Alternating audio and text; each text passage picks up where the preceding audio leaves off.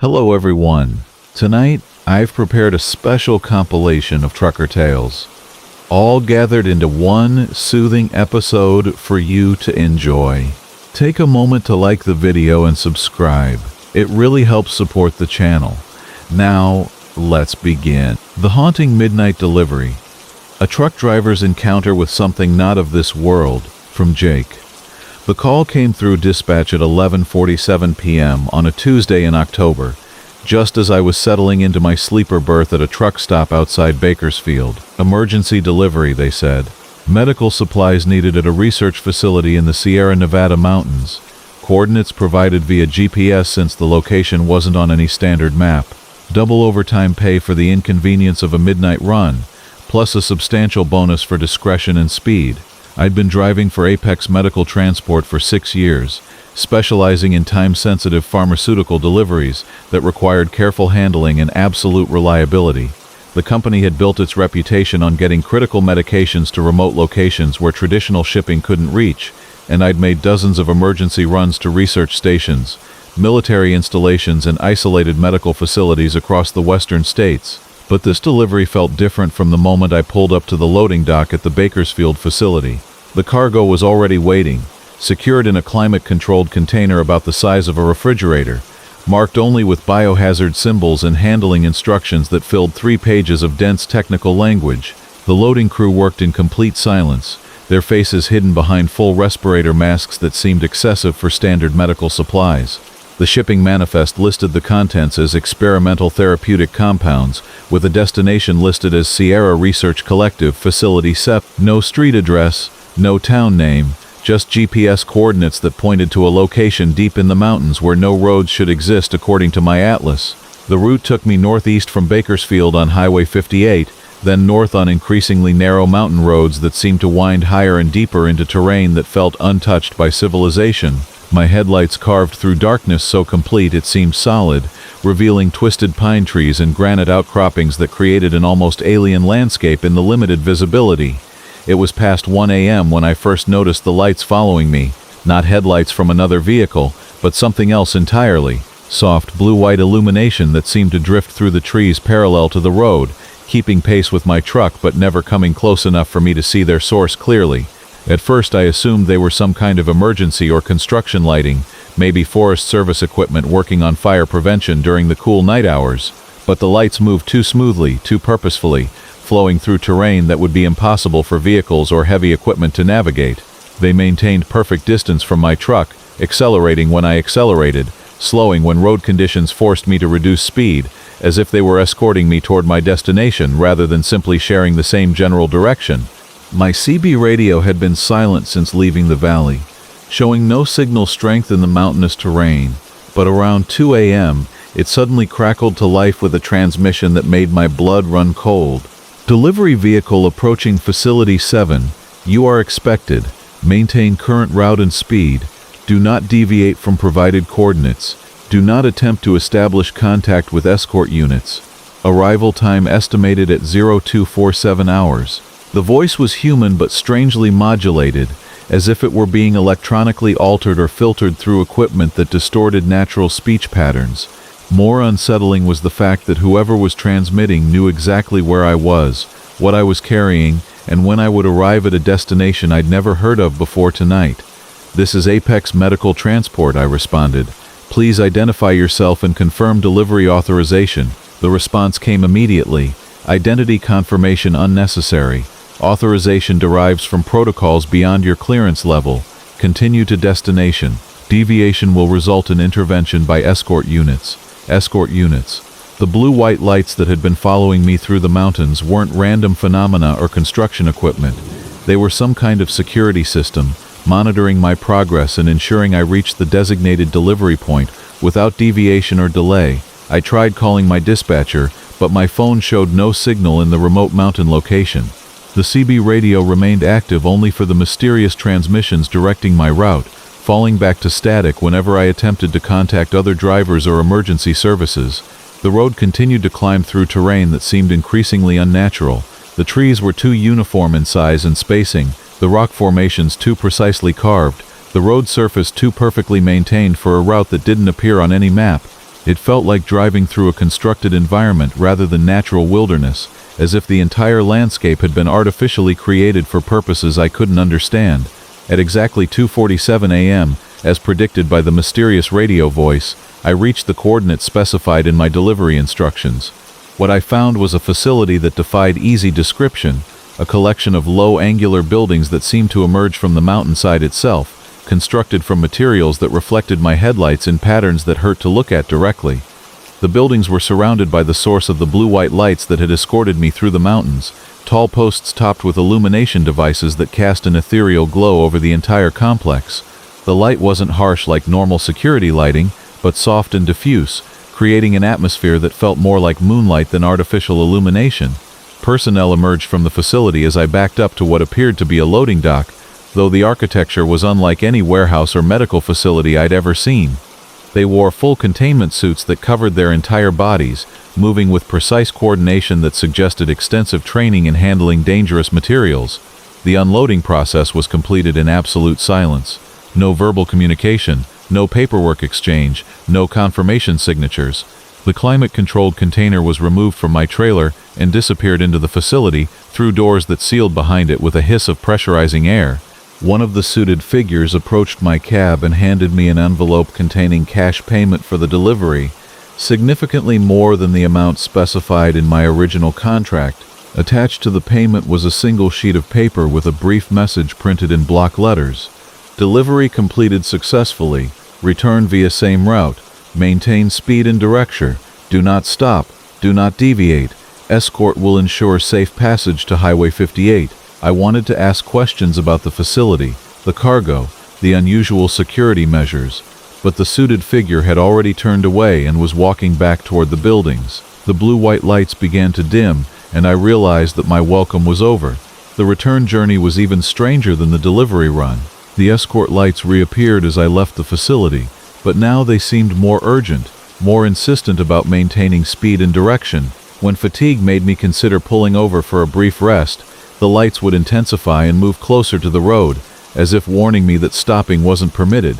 My CB radio remained active with periodic updates about my progress, always in that same electronically modulated voice that provided navigation instructions and estimated arrival times with impossible precision.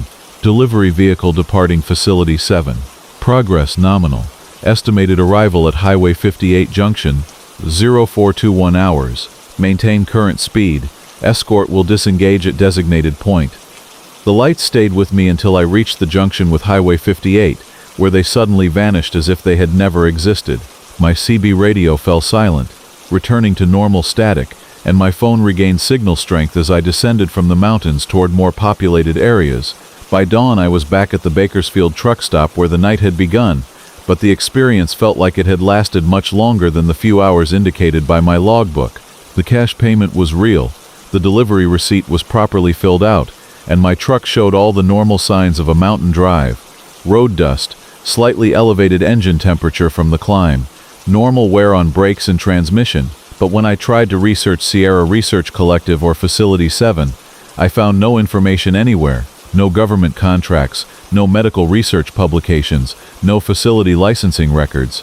The GPS coordinates I'd followed led to an area that satellite imagery showed as empty wilderness with no structures or roads visible.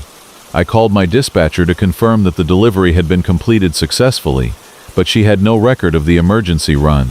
According to company records, I'd been off duty all night, parked at the Bakersfield truck stop for my mandatory rest period.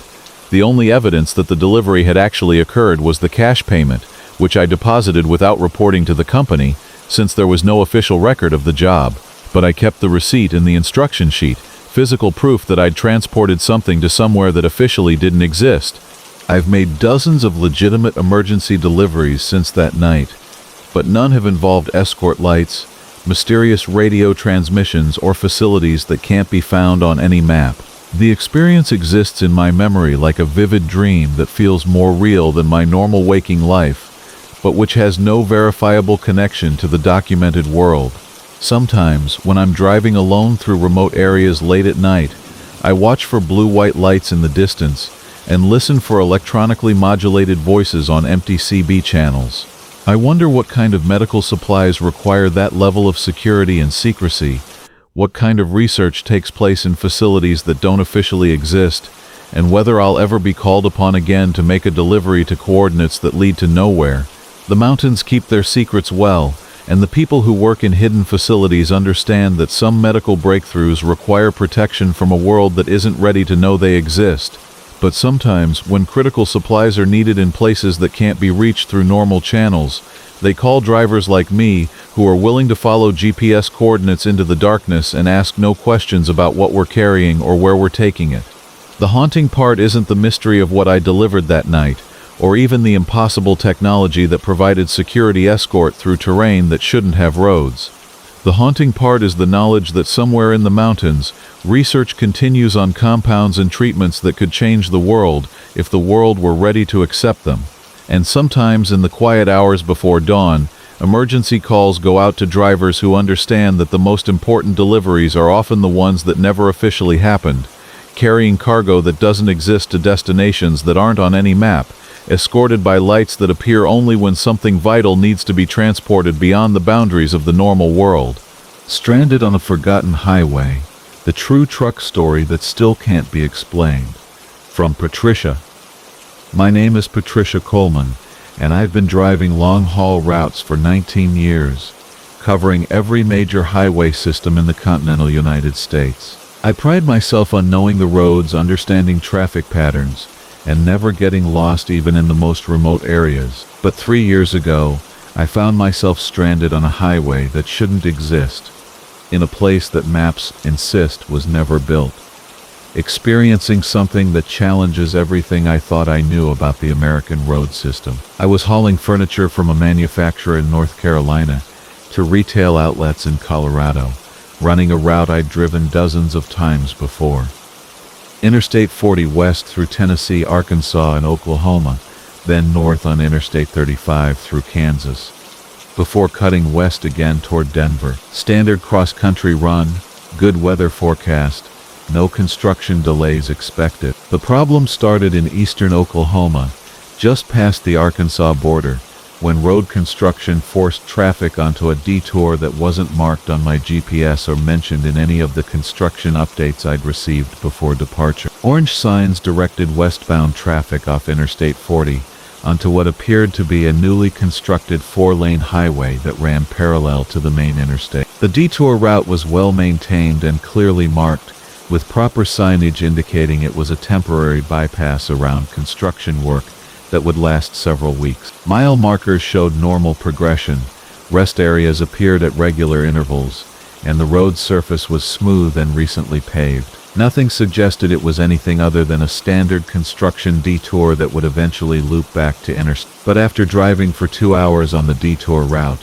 I realized that it hadn't curved back toward the main interstate as it should have. According to my odometer, I'd traveled nearly 120 miles on what was supposed to be a temporary bypass, and the road continued straight west through terrain that didn't match any of the topographical features I expected to find in eastern Oklahoma. I tried to check my position using GPS, but all 3 of my navigation systems showed conflicting information. One indicated I was still on Interstate 40, another showed me in a location that corresponded to no mapped roads, and the third displayed an error message stating that my position couldn't be determined from available satellite data. My CB radio picked up normal trucker chatter, but when I asked other drivers about the construction detour and how long it continued, I received responses that didn't make sense. What construction detour, driver?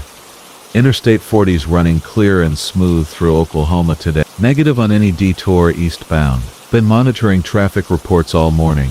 No construction delays reported anywhere in the state, but I was clearly driving on a well-constructed 4-lane highway with proper signage and normal traffic flow. Other vehicles were using the same route, passenger cars, commercial trucks, even state highway patrol vehicles that suggested official recognition and oversight of the roadway. I tried calling my dispatcher to report the navigation problems, but my phone showed no signal, despite being in an area that should have had excellent cellular coverage. The isolation was becoming problematic.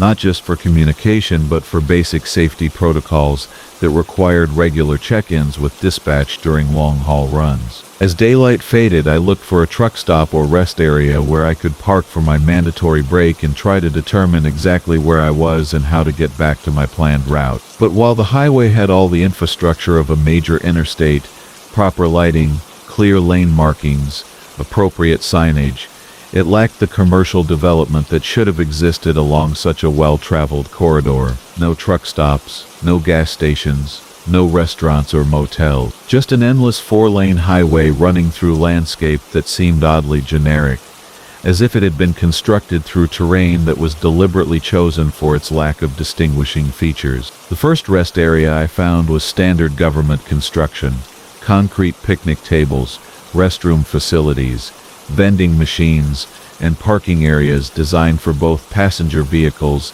and commercial trucks. But when I tried to use the vending machines, they accepted my coins and made normal operational sounds without dispensing any products. The restroom facilities were clean and functional, but the water from the faucets had no taste or temperature, as if it were somehow artificial. More disturbing was the complete absence of litter or wear that should have been present at a highway rest stop.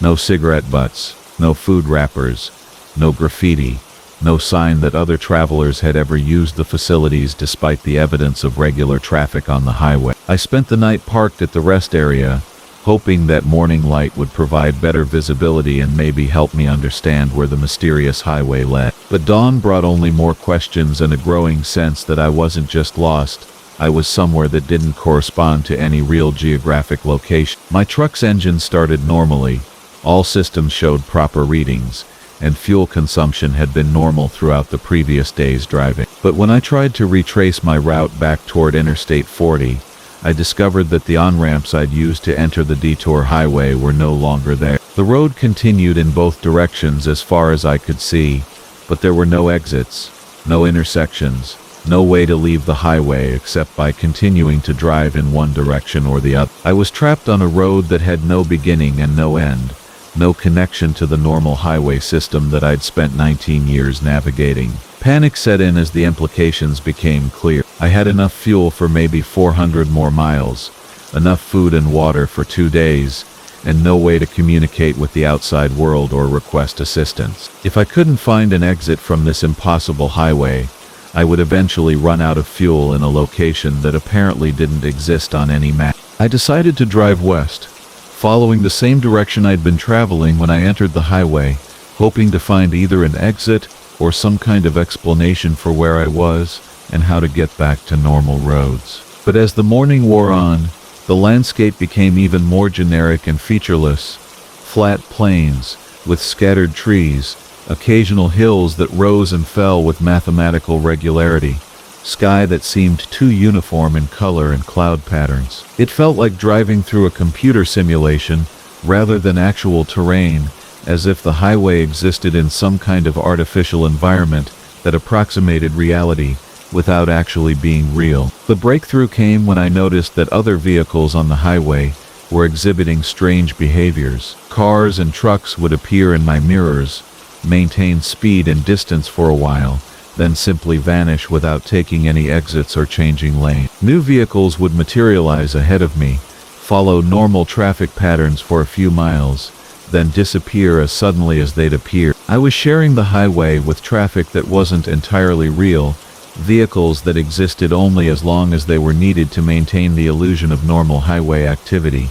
The test was simple but terrifying. I slowed down significantly, forcing the vehicles behind me to either pass or adapt to my reduced speed. Instead of normal driver behavior, passing, honking, or maintaining distance, they began to flicker like bad television reception, becoming translucent before vanishing entirely. The highway was generating phantom traffic to maintain the appearance of normal road conditions, but the illusion couldn't withstand direct interaction or close scrutiny. By afternoon, I was running low on fuel with no gas stations in sight and no exits to lead me back to real roads, where fuel was available. Desperation forced me to try something that violated every safety protocol I'd learned in 19 years of professional driving.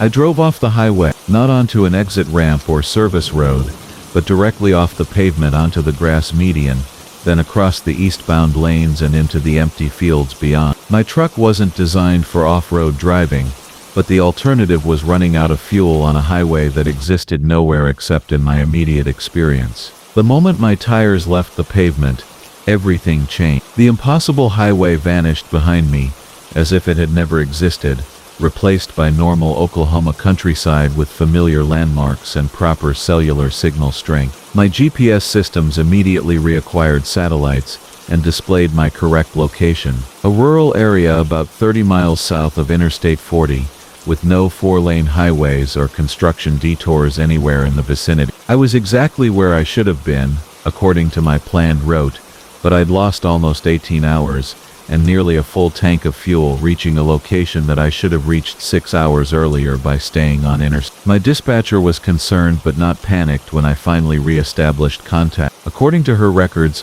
I'd been maintaining normal progress and had checked in regularly throughout the previous day, though I had no memory of making those calls and my phone showed no record of outgoing communication. The explanation she provided was that I'd been driving through an area with poor cellular coverage that caused intermittent signal problems, and that my GPS navigation had been affected by atmospheric conditions that occasionally disrupted satellite reception in certain geographic regions. But I knew what I'd experienced was more than simple technical difficulties.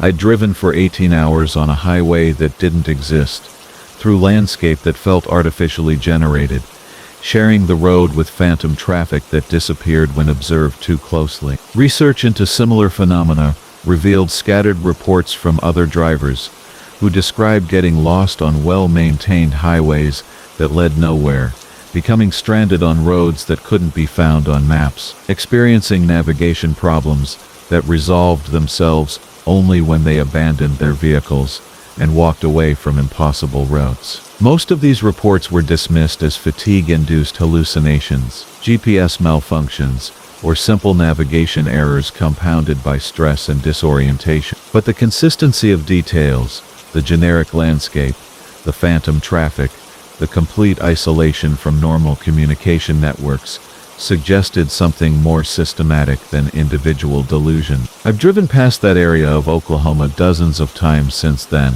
always watching for signs of the detour that led me onto an impossible highway. I've never seen those orange construction signs again, never found any evidence that the route I followed for 18 hours ever existed. But sometimes, usually late at night when I'm driving alone through remote areas, I see other trucks that seem to be following routes that don't correspond to any mapped roads. Vehicles that appear to be traveling on parallel highways that should be visible but aren't. Drivers who look confused or frightened as they navigate roads that exist in spaces between the documented transportation infrastructure. The American highway system is vast and complex, connecting thousands of cities and towns across terrain that ranges from desert to mountains to plains. But within that documented network, there appear to be spaces where roads exist that aren't on any map, routes that lead to destinations that have no official existence. And sometimes, when construction detours force traffic onto alternate routes, drivers find themselves on highways that challenge the basic assumptions about geography, navigation, and the nature of the roads that carry us from one place to another. The frightening truth isn't that I got lost for 18 hours on a highway that doesn't exist. The frightening truth is that it does exist in spaces between the mapped world, waiting for drivers who make a wrong turn or follow a detour sign that leads them into terrain that operates by different rules than the normal world. Some roads don't take you from where you are to where you want to go. Some roads exist in their own reality, creating their own geography, generating their own traffic, and trapping drivers in routes that have no beginning and no end, except the moment when you abandon them completely and walk back to the world that exists on maps and GPS systems, and in the collective memory of people who have never been stranded on highways that shouldn't exist. The phantom hitchhiker who rode with me for 200 miles in the dead of night. From Raymond.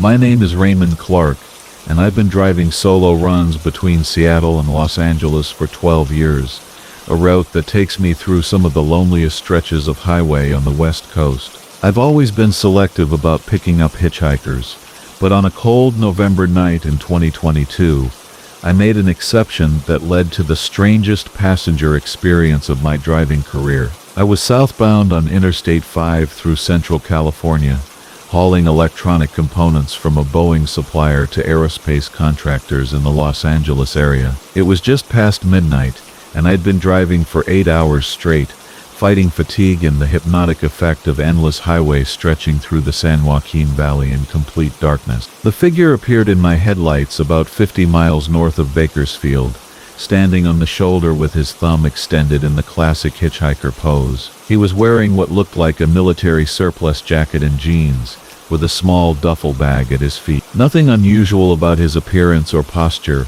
just another stranded traveler looking for a ride south. I normally don't pick up hitchhikers, especially not during night runs when visibility is limited and the risk of problems is higher. But something about this particular individual compelled me to pull over, maybe the professional way he stood at attention when my headlights illuminated him, or the sense that he was genuinely stranded rather than working some kind of scam. He climbed into the passenger seat with economical movements that suggested military training, settling his duffel bag at his feet and buckling the seatbelt without saying a word. He appeared to be in his 30s, with short cropped hair and the kind of weathered face that comes from spending time outdoors in harsh conditions. "Appreciate the ride," he said as I pulled back onto the highway. "Name's Miller. I'm trying to get to Los Angeles. Ray Clark. I can take you as far as the LA area, but it's going to be several hours of driving. You okay with that?" "Time's not a problem," he replied. "I've got nowhere else to be."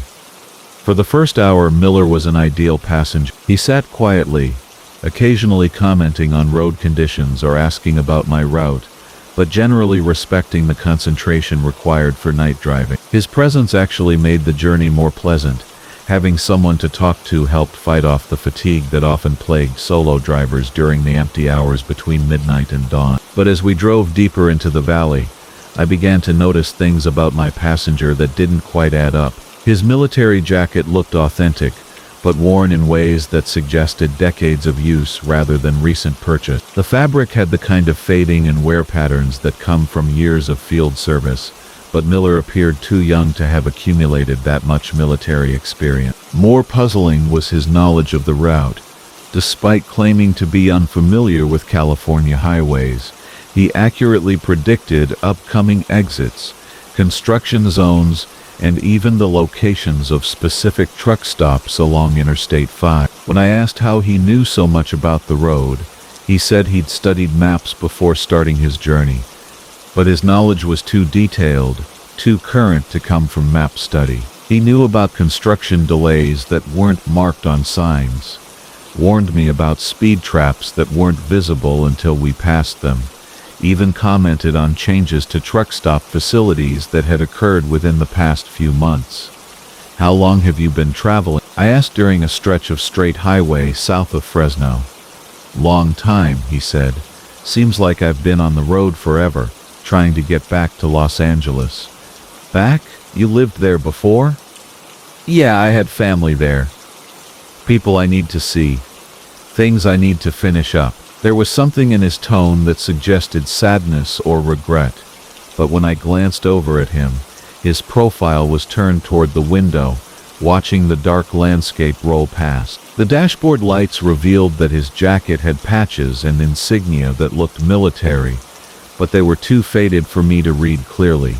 Around 2 a.m., we stopped for fuel at a truck stop near Coalinga, and I got my first good look at Miller under bright lights. What I saw made me question everything about our interaction up to that point.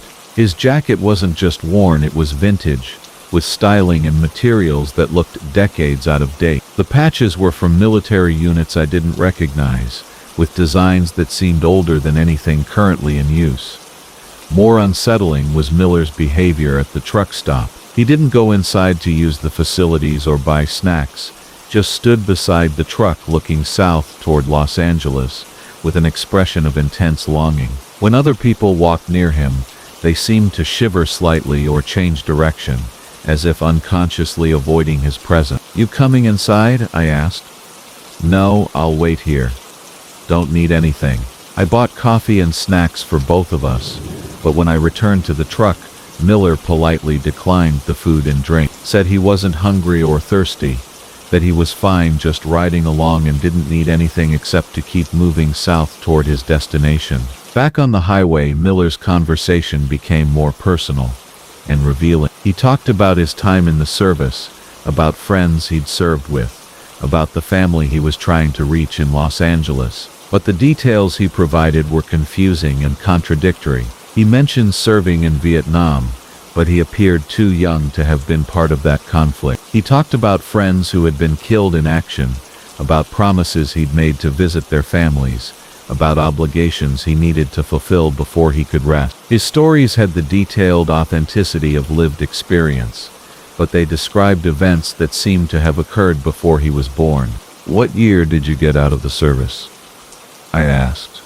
1973, he said without hesitation. Been trying to get home ever since. Seek. That was 50 years ago. If Miller had left the military in 1973, he would be well into his 70s now, not the 30-something man sitting in my passenger seat. But he spoke with the certainty of someone recounting personal memories, not stories he'd heard from others. As we climbed through the Grapevine Pass into Los Angeles County, Miller became more agitated and talkative. He started pointing out landmarks and changes to the highway, comparing current conditions to what he remembered from previous trips. But his comparisons referenced road configurations and features that had been changed decades ago. "They moved that off-ramp," he said as we passed through the Tejon Pass. "Used to be about a quarter mile further south. And that truck stop there, that's new. Used to be just open land." The truck stop he was referring to had been built in the 1980s, but it looked new to someone who had last traveled this route in 19. The strangest part of the journey came as we descended into the San Fernando Valley, and Miller began to direct me toward his specific destination in Los Angeles. Instead of asking me to take him to a bus station or drop him at an intersection, he provided precise directions to a residential neighborhood in East LA. Turn left at the next exit, then right on Whittier Boulevard, then left on Soto Street. The directions were accurate and detailed, leading through surface streets to a neighborhood of small houses and apartment buildings that looked like they'd been built in the 1950s and 1960s. But as we drove through the area, Miller's excitement turned to confusion and disappointment. "This isn't right," he said, looking around at houses and businesses that seemed to confuse him. "Everything's changed. Where's the Gonzalez family house? Where's the corner market where I was supposed to meet them? When were you last here?" I asked. "Should have been here in 19... I promised I'd come see them, tell them about their son, about what happened to him over there. But I never made it back from the road." The implications of his statement sent chills down my spine. Miller wasn't just a hitchhiker trying to get to Los Angeles. He was someone who had been trying to complete a journey for 50 years, carrying news about a dead soldier to a family that might no longer exist. We drove through the neighborhood for 20 minutes, Miller becoming increasingly distressed as he failed to find the landmarks and addresses he remembered. Houses had been torn down and rebuilt, businesses had changed hands. Entire blocks had been transformed by decades of urban development. "They're gone," he said finally. "The people I came to see, they're probably gone. Been too long. What happened to you in 1973? I asked. "Why didn't you make it back then?" He was quiet for a long time, staring out at the transformed neighborhood. When he finally spoke, his voice was barely audible above the engine noise. "Accident on the highway. Never made it to deliver the message. Been trying to get back here ever since, but the road keeps changing, and time keeps moving, and the people I was supposed to see keep getting further away." I pulled over to the curb and turned to look at my passenger directly. In the streetlight illumination, I could see through him to the seat fabric behind. Miller wasn't entirely solid. He was translucent, like a projected image or a reflection in glass. "You died in 1973, I said, not as a question but as a statement of understanding. "Yeah," he admitted. "Car accident somewhere north of here. Been hitchhiking ever since. trying to complete the trip, but every time I get close, everything's different from how I remember it. Miller had been riding with drivers for 50 years, always trying to reach Los Angeles, always finding that the city had changed too much for him to complete his mission. He was trapped in a cycle of endless travel, unable to rest until he delivered a message to people who were no longer alive to receive it. What was the message? I asked. Their son died saving my life in Vietnam. Wanted them to know he was brave, that he talked about them every day, that he loved them and missed them right up to the end. Promised him I'd tell them in person. I spent the rest of the night driving Miller through neighborhoods where his military friends' families had once lived, helping him search for any trace of the people he'd been trying to reach for half a century. We found a few elderly residents who remembered some of the names he mentioned, who confirmed that the families had moved away or passed on decades earlier. As dawn broke over Los Angeles, Miller began to fade visibly, his form becoming more transparent as the sun rose higher. He seemed to understand that his time was limited, that whatever force allowed him to hitchhike through the night would dissipate with daylight. "Thank you," he said as I parked the truck at a rest area overlooking the city. "For the ride, for listening, for helping me look. I think maybe it's time to stop trying to deliver messages to people who can't receive them." "What will you do now?" "Find peace, I hope. Been carrying this burden for 50 years, and maybe that's enough. Maybe the intention to deliver the message is what mattered, not actually completing the delivery." As the sun reached full brightness, Miller smiled and touched the window glass one final time. "Tell people about the soldiers who didn't make it home. Tell them we tried to keep our promises." Then he was gone, leaving only an empty passenger seat and the lingering scent of old canvas and military surplus fabric. I've driven that route between Seattle and Los Angeles dozens of times since then, and I always watched the shoulders for hitchhikers who might need rides. But I've never seen Miller again, and I've never picked up another passenger who seemed to exist partially in another time. The highways are full of stories about phantom hitchhikers, travelers who appear and disappear without explanation, passengers who turn out to be ghosts, or spirits trying to complete interrupted journeys. Most drivers dismiss these stories as urban legends or fatigue-induced hallucinations. But I know that some hitchhikers are carrying burdens heavier than any physical luggage, traveling distances measured not in miles, but in decades, trying to deliver messages that time has made impossible to deliver. And sometimes all they need is a driver willing to help them search for closure, even when closure means accepting that some promises can't be kept and some journeys can't be completed. Miller taught me that the dead don't always rest peacefully when they have unfinished business among the living. But he also taught me that sometimes the burden of carrying undelivered messages becomes heavier than the messages themselves, and that peace comes not from completing impossible tasks, but from accepting that the intention to complete them is enough. The highways remember everyone who travels them, including those who died trying to reach destinations they never saw. And sometimes on lonely nights when the road stretches empty in both directions, those travelers find drivers willing to help them make one last attempt to finish journeys that began decades ago and will finally end when the sun rises on a new day. Alone in the cab, a trucker's terrifying ordeal with voices on the empty road, from Sandra. "My name is Sandra Hayes, and I've been driving team runs with my husband Dale for 15 years, covering long-haul routes across the country in a partnership that's kept us safe and profitable through good times and economic downturns. We've always been a team, sharing driving duties, navigation responsibilities, and the companionship that makes long-distance trucking bearable for married couples who choose to work and travel together. But last spring, Dale was hospitalized with pneumonia during a delivery run to Phoenix, leaving me to complete the return trip to our home base in Missouri alone for the first time in our marriage. I'd driven solo runs before we partnered up,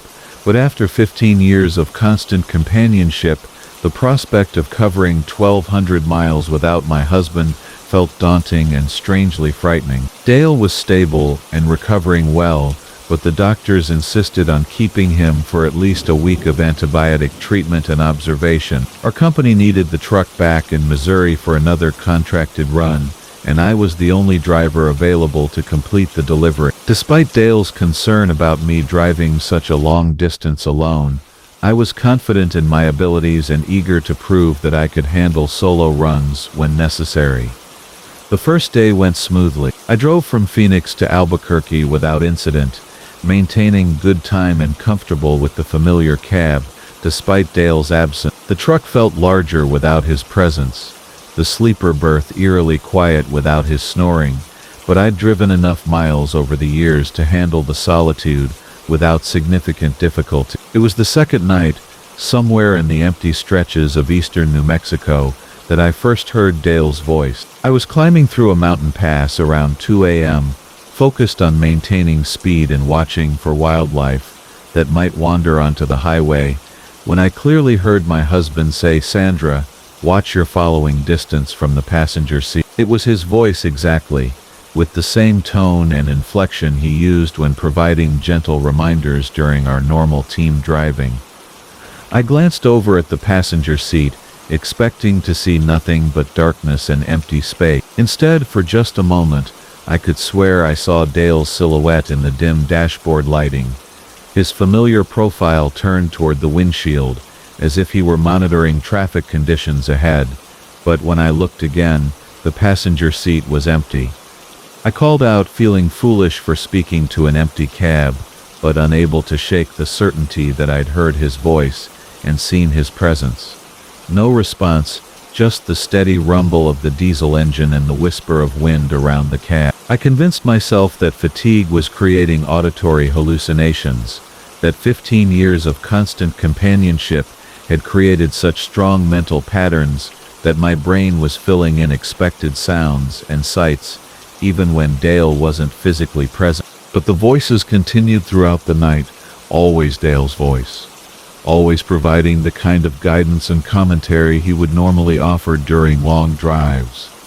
Warnings about upcoming curves, reminders to check mirrors, suggestions about fuel stops and route adjustments. All in his voice, all accurate and helpful, all coming from an empty passenger seat. "Fuel stop in 12 miles, honey. Might want to top off before we hit the long stretch through Texas.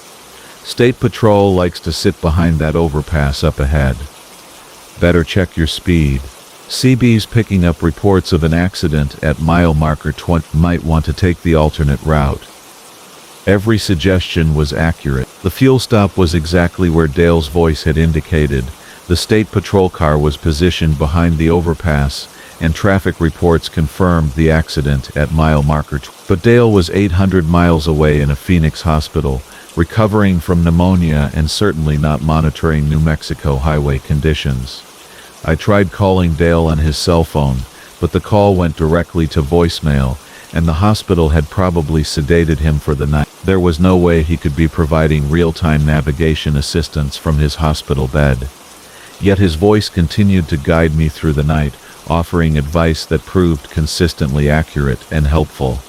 As I crossed into Texas, the voices became more frequent and more personal. Instead of just navigation assistance, Dale began offering the kind of emotional support and conversation that had sustained our partnership through thousands of miles of shared driving. "You're doing great, Sandra. Handling this solo run like a Remember that time we got caught in the ice storm outside Amarillo? You kept us on the road when I wanted to pull over and wait it out. I'm proud of you for taking this on. Knew you could handle anything the road could throw at you." The conversations were comforting and familiar, exactly the kind of encouragement Dale would provide during difficult stretches of driving. But they were also impossible, since Dale was unconscious in a hospital bed hundreds of miles away. I began to wonder if the voices were some kind of psychological coping mechanism, my mind's way of dealing with the stress and loneliness of long-distance driving without my usual partner. Maybe 15 years of marriage and professional partnership had created such strong mental connections that I could unconsciously predict what Dale would say in any given situation. But the voices included information that I didn't possess independently. Construction starting at mile marker 56 is going to create delays. Better take Highway 2087 through the back roads. I had no knowledge of construction at mile marker 56, but when I reached that location, orange signs confirmed that roadwork was indeed causing significant delays. The alternate route Dale's voice had suggested saved me nearly 2 hours compared to waiting in construction traffic. Truck stop at exit 23 has the best coffee and cleanest restrooms between here and Oklahoma City. I'd never stopped at that particular truck stop, but when I took Dale's advice and pulled in for a break, the facilities were exactly as described: excellent coffee and immaculate restrooms that made the stop worthwhile. The voices were providing information that I didn't have access to independently, suggesting that whatever was happening was more than simple psychological projection or wishful thinking. By the third day of driving, Dale's voice had been joined by others. Truckers I'd known over the years, dispatchers from previous companies, even drivers I'd met only briefly at truck stops or loading docks. All of them offering advice, providing companionship, sharing the collective wisdom of thousands of miles of road experience. Sandra, this is Big Jim from that run to Seattle last year. That off-ramp coming up has a sharp curve. Better take it easy. Hey there, Sandra. This is Betty from Dispatch at Transcorp. Weather Service is calling for severe storms south of Oklahoma City. Might want to adjust your timing. Sandra, honey, this is your dad. You remember how I taught you to handle crosswinds when you were learning to drive? Same principles apply with the big rig. My father had died 5 years earlier, but his voice was unmistakable, offering driving advice with the same patient tone he'd used when teaching me to handle our family car during high school. The presence of deceased voices among the helpful commentators was deeply unsettling, but also strangely comforting. I was surrounded by an invisible community of experienced drivers, all of them offering support and guidance for my solo journey home. The cab felt crowded with presence and conversation, filled with voices that provided the companionship and expertise that normally came from Dale's physical presence in the passenger seat. But the voices began to include warnings about more serious dangers than construction delays and fuel stops. Sandra, there's something wrong with that blue pickup truck that's been following you for the last 30 miles. He's maintaining distance but not passing, and he's got out-of-state plates. I checked my mirrors and saw the pickup truck Dale's voice had mentioned. It had indeed been maintaining the same distance for an extended period. Unusual behavior for normal highway traffic. When I changed lanes, it changed lanes. When I adjusted speed, it matched my changes exactly. Sandra, I think you've got a problem back there. That's not normal driving behavior. The voice belonged to Charlie Morrison, a veteran driver I'd met at a truck stop in Colorado 2 years earlier. Charlie had mentioned being concerned about predators who targeted solo drivers, especially women, by following them until they stopped at isolated locations. Take the next exit and pull into the truck stop there. See if he follows you off the highway. I followed the advice, taking an exit that led to a well-lit truck stop with good visibility and other commercial vehicle. The blue pickup truck continued past the exit without stopping, confirming that it had indeed been following me with potentially hostile intentions. The voices had protected me from a danger I might not have recognized until too late. As I approached the Oklahoma border, the conversations became more intense and personal. Multiple voices would overlap, creating a cacophony of advice, warnings, and encouragement that sometimes made it difficult to concentrate on driving. The cab felt overcrowded with invisible passengers, all of them talking at once, all trying to help but creating confusion through their simultaneous input. Sandra, you need to pull over and rest. You've been driving too long. No, Sandra, keep going. You're making good time, and the weather's going to turn bad if you delay. Watch that semi merging from the right. He doesn't see you. Fuel stop coming up in 5 miles. Better top off before Oklahoma. That car ahead is weaving. Probably a drunk driver. Give him plenty of room. The competing voices created a sensory overload that was becoming dangerous.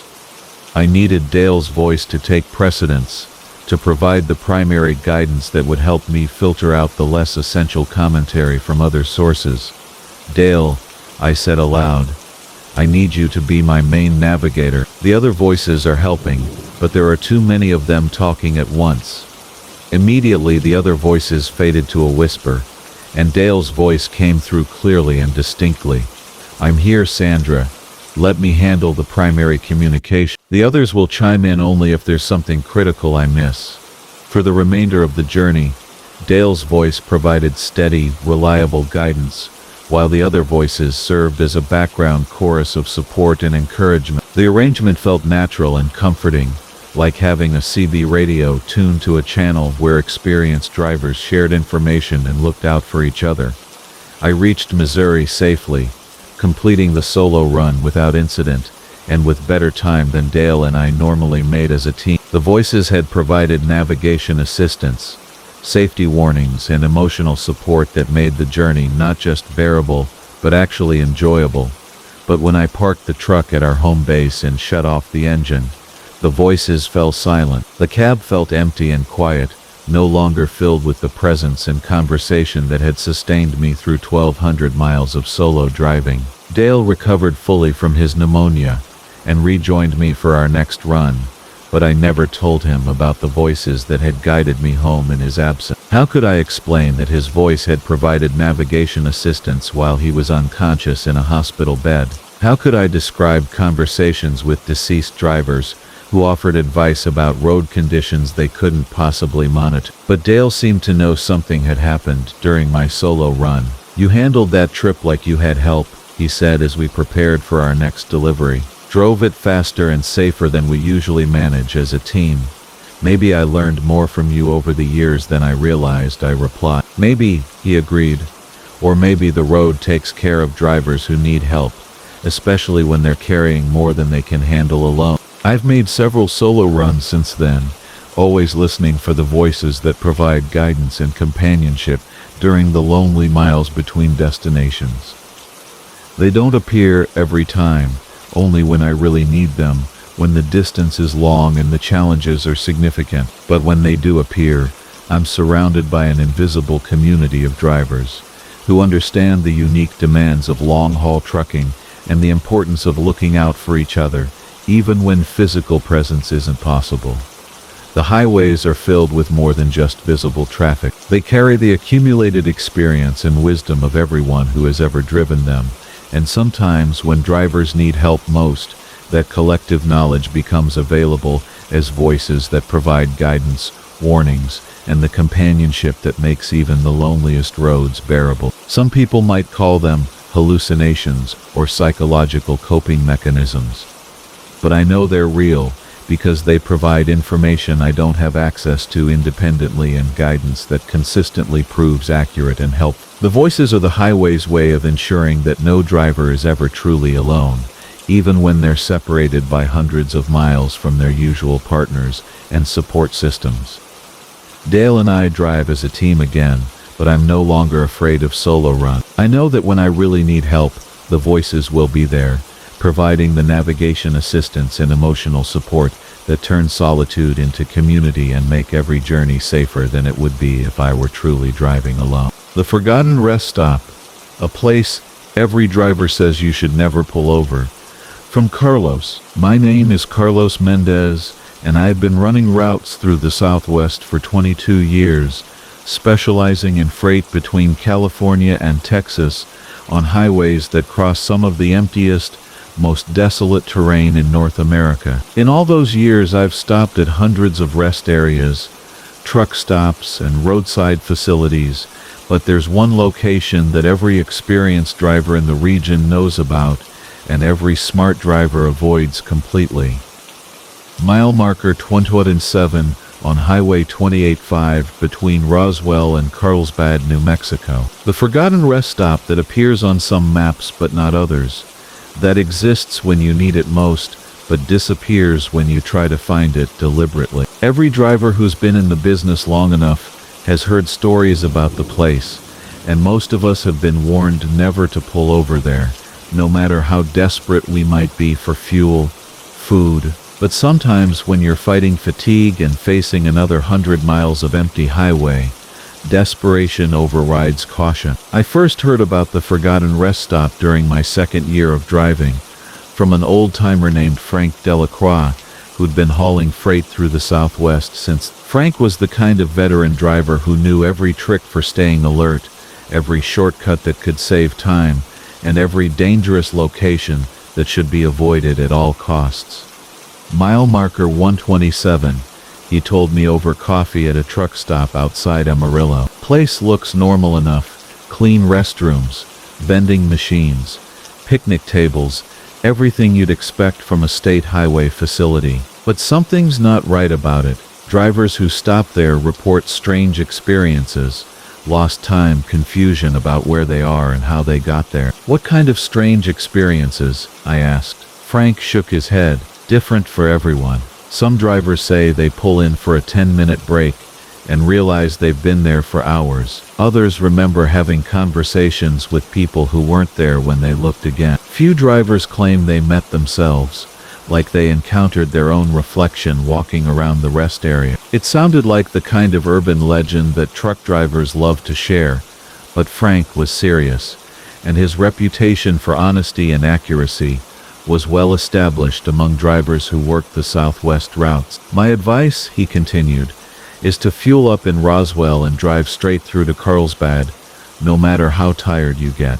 That stretch of 2085 has some kind of problem around mile marker 120. And whatever's going on there, it's not good for drivers who need to stay alert and keep moving. I took Frank's advice for years, always making sure I had enough fuel to bypass the area around mile marker 127, always pushing through fatigue rather than risking a stop at the forgotten rest area. But advice becomes harder to follow when you're facing genuine emergency conditions that require immediate attention. The situation that forced me to break my own rule occurred during a December run from Los Angeles to Dallas, hauling computer equipment that required delivery before the end of the fiscal year. I'd been delayed by weather in California, then hit construction delays in Arizona, and by the time I reached New Mexico, I was running on minimal sleep and facing a schedule that required continuous driving to meet my deadline. Somewhere south of Roswell, my truck developed a coolant leak that wasn't serious enough to cause immediate engine damage,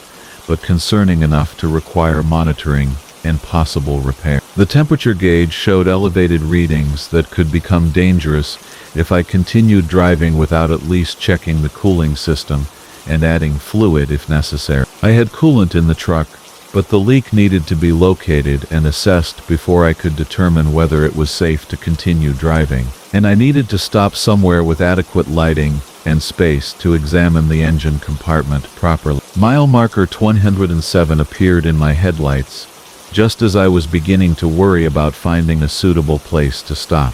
The rest area sign looked standard, clean, well-maintained, promising the facilities I needed to address the mechanical problem safely. Despite every warning I'd ever heard about the location, I pulled into the forgotten rest stop. The facility appeared normal at first glance. Standard concrete picnic tables, brick restroom buildings, vending machines, and adequate lighting for basic maintenance work. But as I parked and shut off the engine, I noticed details that seemed somehow wrong, though I couldn't immediately identify what was bothering me. The picnic tables were too clean, as if they'd never been used. The vending machines hummed with electrical power, but displayed no product selections behind their glass fronts. The restroom buildings showed no signs of wear or graffiti, despite being located on a highway that saw heavy commercial traffic. Everything looked new but felt old, as if the facility existed in a state of permanent preservation that prevented normal aging and wear. I popped the hood and began examining the cooling system, using a flashlight to trace coolant lines and look for signs of leakage. The problem was minor, a loose hose clamp that had allowed a small amount of coolant to escape, and easily fixed with basic tools. But as I worked on the repair, I became aware that I wasn't alone at the rest area. Footsteps on concrete, the sound of car doors closing, voices and quiet conversation. Normal sounds for a roadside facility, except that I hadn't seen any other vehicles pull in, and when I looked around, the parking area appeared empty except for my truck. "Excuse me, driver," You need any help with that? I turned around to see a man in coveralls approaching from the direction of the restroom building. He appeared to be a mechanic or maintenance worker, carrying a toolbox and walking with the confident stride of someone familiar with engine problems. Just a loose hose clamp, I replied. Got it under control, but thanks for asking. Good deal. These older trucks, you gotta stay on top of the maintenance. Can't afford to break down out here in the middle of nowhere. He was right about that, but something about his comment bothered me. My truck was relatively new, less than 3 years old, not the older truck he'd referenced. And when I looked at him more carefully, his coveralls and tools had the same overly pristine appearance as the rest area facilities. New but somehow timeless. You work here? Been here longer than I can remember, he said with a smile that didn't reach his eyes. Help out drivers who need assistance.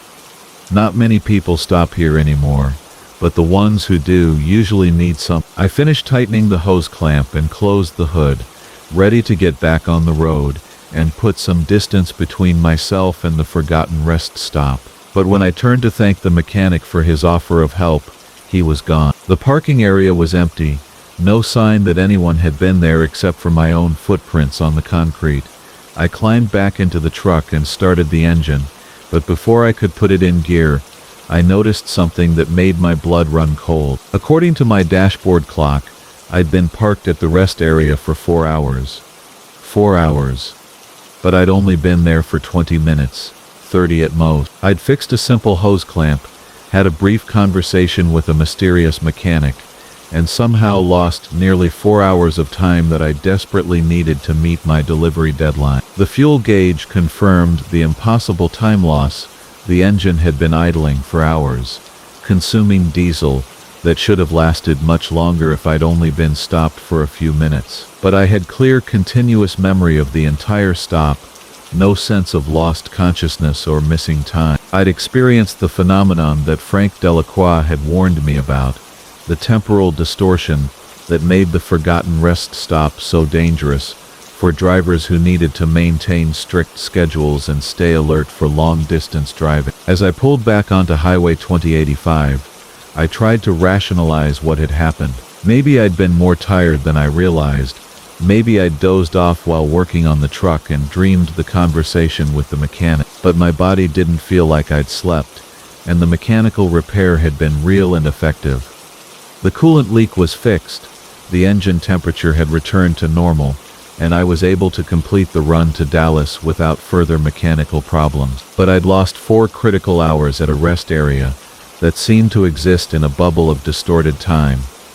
I never reported the incident to anyone, partly because I couldn't explain it, and partly because I'd violated my own rule about avoiding mile markers. But over the years, I've heard similar stories from other drivers who've been forced by circumstances to stop at the forgotten rest area. Lost time is the most common experience, but drivers also report meeting people who shouldn't exist, having conversations that couldn't have happened, encountering other versions of themselves, and experiencing mechanical problems that resolve themselves without explanation.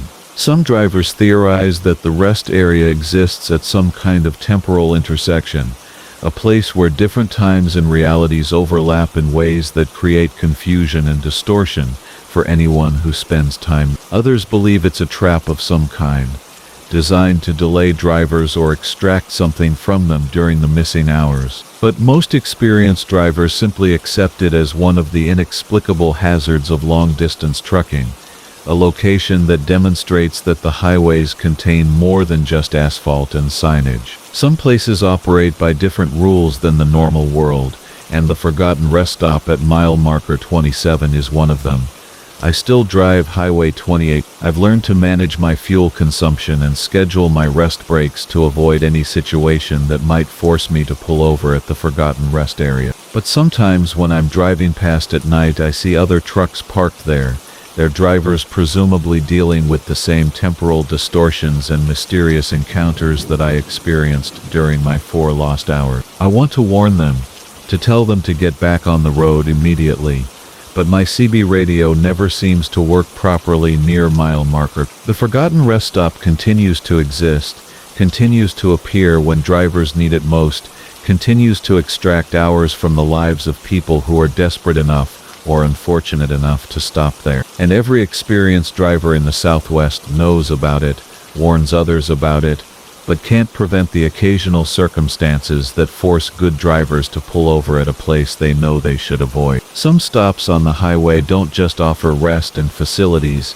they offer experiences that challenge basic assumptions about time, reality, and the nature of roadside infrastructure. And sometimes when you're facing mechanical problems or emergency conditions, you discover that some places are more dangerous than the problems that brought you there in the first place. The forgotten rest stop at mile marker 27 will take your time, but it will also fix your problems and get you back on the road safely. The question every driver has to answer is whether the help is worth the cost, and whether some mechanical problems are better handled on the side of the highway than in facilities that exist partially outside normal time and space. Lights in the sky.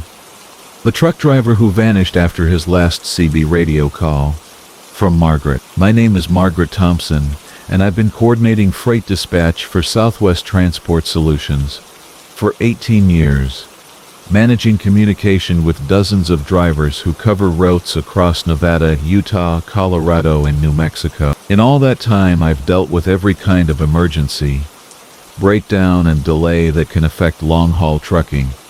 But I've never had a driver simply vanish without a trace, until the case of Bobby Martinez and the lights he reported seeing in the desert sky. Bobby had been driving for our company for 7 years, specializing in electronic shipments from California manufacturers to distributors throughout the Mountain West. He was reliable, professional, and careful about maintaining regular communication during long runs through remote areas where cellular coverage was spotty and CB radio was often the only way to stay in contact with dispatch. On March 15th, Bobby left Los Angeles with a load of computer components bound for a distribution center in Denver, following his usual route through Nevada and Colorado that would take him through some of the emptiest terrain in the continental United States. The delivery was routine, the weather was clear, and Bobby's truck had just completed a thorough maintenance inspection. Nothing suggested that this would be anything other than a standard 3-day run. Bobby's first check-in came at 6 p.m. as he passed through Barstow, California, right on schedule and reporting normal traffic conditions. His second call came 4 hours later, from near the Nevada border, confirming good fuel economy and an expected arrival in Las Vegas around midnight for his mandatory rest period. But Bobby never reached Las Vegas. His final transmission came through our dispatch radio at 11:47 p.m. from somewhere in the empty desert between California and Nevada, and the content of that call was unlike anything I'd heard in 18 years of coordinating driver communications. Dispatch. This is Unit 40. I need to report unusual aircraft activity in my vicinity. Multiple lights in the sky. Moving in formation, definitely not conventional aircraft. They're maintaining position about half a mile off my starboard side, keeping pace with my truck. I responded immediately. Unit 47. This is dispatch. Can you describe the lights in more detail? Are they helicopter or military aircraft? Negative on helicopters, dispatch. These lights are silent, and they're moving in ways that helicopters can't manage. 3 distinct light sources. Very bright, white light with some blue tinting. They're maintaining perfect formation while moving in patterns that violate normal aircraft capabilities. Bobby's voice was calm and professional, not panicked or confused. He was describing what he saw with the careful attention to detail that made him one of our most reliable drivers. But what he was describing didn't correspond to any normal aircraft activity in the Nevada desert. Unit 47. Are you requesting assistance? Do you want me to contact local authorities? Standby, dispatch. The lights are changing position. They're moving closer to my truck. Jesus. That's bright. They just illuminated my entire rig like it's daytime out here. I can see the desert for miles in every direction. There was a pause in the transmission. Then Bobby's voice returned with obvious excitement and wonder. Dispatch. You're not going to believe this. The lights are directly overhead now, maybe 200 feet above my truck. The illumination is so intense I can read road signs that are half a mile away, and there's no sound at all, completely silent, despite being close enough that I should hear engines or rotors. Unit 47.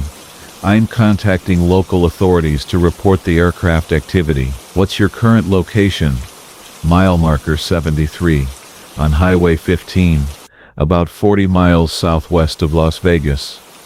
But dispatch, I don't think these are normal aircraft. The light pattern is wrong, the movement is wrong, and the silence is impossible for any conventional technology I know about. That was Bobby's assessment, and Bobby was a former Air Force mechanic who understood aircraft capabilities better than most civilian drivers. If he said the lights were behaving in ways that violated normal aviation principles, I took his observation seriously. Unit 47. Are the lights interfering with your ability to drive safely? Do you need to pull over? Negative.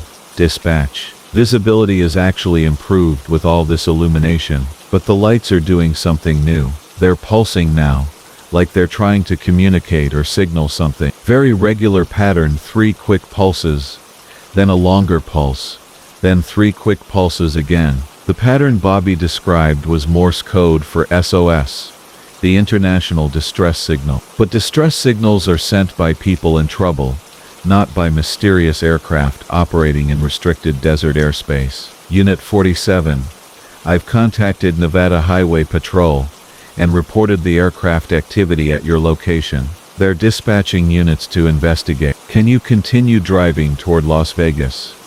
Roger. Dispatch. Maintaining speed and course. The lights are... wait. They're moving again, pulling back to about half a mile distance, but still maintaining formation with my truck. It's like they're escorting me rather than just observing. That was Bobby's last normal transmission. For the next 10 minutes I maintained regular radio contact while he described the lights' continuing escort behavior and their apparent intelligence in responding to his driving actions. When he changed lanes, they adjusted position. When he slowed down, they reduced their forward movement. When he accelerated, they matched his increased speed perfectly. Dispatch. I'm starting to think these lights are specifically interested in my truck or my cargo. This isn't random aircraft activity, they're deliberately interacting with my movements and position. Unit 47. What's your ETA for Las Vegas? Highway patrol units should be reaching your area within 15 minutes. ETA unchanged. Dispatch. Still expecting to reach Vegas by... Hold on. Something's happening. The lights are descending toward my truck. Much closer now. Maybe 50 feet above the trailer. The illumination is so intense I can barely see the road ahead. Bobby's voice was becoming strained, and I could hear electronic interference affecting the radio transmission quality. Unit 47. Can you pull over safely? If the lights are interfering with your vision, it's not safe to continue driving. Trying to find a safe place to stop, but there's no shoulder wide enough for the rig in this section of highway. The lights are...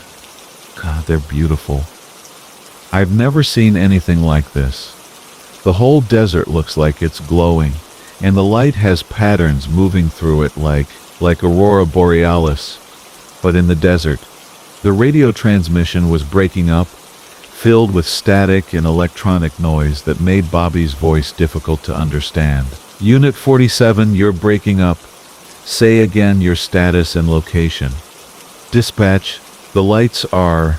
they're communicating, not with radio, but somehow I can understand what they're trying to tell me. They want me to follow them. They're showing me something important, something about where I need to go. Unit 47, negative on following unknown aircraft. Continue to Las Vegas as planned. Do not deviate from your route. But dispatch, they're showing me things. Images in the light. Places I've never seen but somehow recognize. They're not trying to hurt me. They're trying to help me understand something. Bobby's voice was filled with wonder and excitement, but also with a dreamy quality that suggested he wasn't thinking clearly. Unit 47, maintain your planned route. The lights may be affecting your judgment. Focus on safe driving, and reaching your destination. I understand. Dispatch, the lights are moving away from the highway now. They want me to follow them into the desert. There's something out there they want me to see. Something important. Unit 47 negative on leaving the highway. Stay on your planned route. Do not follow the lights into the desert. That was the last coherent transmission I received from Bobby Martinez. The radio continued to carry electronic noise and fragments of his voice for another few minutes, but nothing clear enough to understand. Then, at 12:23 a.m., the signal cut out entirely. Nevada Highway Patrol units reached the area where Bobby had last reported his position, but they found no trace of his truck, the mysterious lights, or any evidence that a commercial vehicle had passed through the area recently. The highway showed normal traffic patterns, and no other drivers reported unusual aircraft activity. Bobby's truck was equipped with GPS tracking, but the system showed his last known position as mile marker 73 on Highway 15, where it had stopped transmitting at the same time as his final radio call. Satellite imagery of the area showed no vehicles off the highway, no tire tracks leading into the desert, no sign of the truck or driver who had vanished during what appeared to be an encounter with unidentified aircraft. The search effort continued for 2 weeks, covering hundreds of square miles of desert terrain around Bobby's last known position. Federal aviation authorities investigated reports of unauthorized aircraft activity, but found no flight plans, radar contacts, or military exercises that could account for the lights Bobby had described. Bobby Martinez and his truck carrying computer components worth $2.3 million simply disappeared from a well-traveled highway without leaving any physical evidence of their fate. The case remains open, but inactive, classified as a missing person investigation, with no leads or suspects. Bobby's wife continues to believe he'll return someday, with an explanation for what happened that night in the Nevada desert. The insurance company paid out on the truck and cargo after the required waiting period, but they've never closed the file completely. I've coordinated thousands of freight runs since Bobby's disappearance, but I've never had another driver report lights in the sky or mysterious aircraft activity. The incident remains unique in our company's history. A single case of unexplained vanishing that defies any logical explanation. But sometimes, usually late at night, when I'm monitoring radio traffic from drivers crossing remote areas, I hear transmissions that remind me of Bobby's final calls. Drivers reporting unusual lights, aircraft that behave in impossible ways, illumination that transforms the landscape into something beautiful and alien.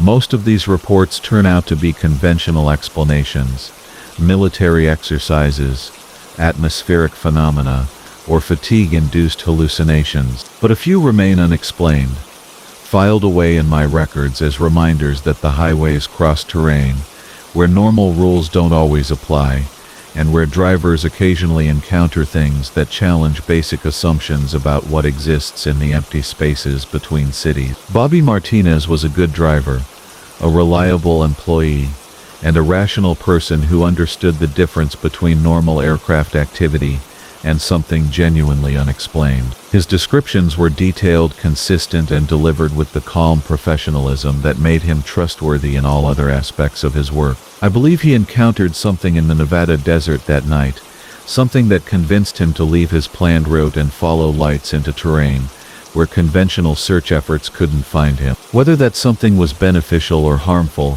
whether Bobby went willingly or was somehow compelled to abandon his truck and cargo, remains unknown.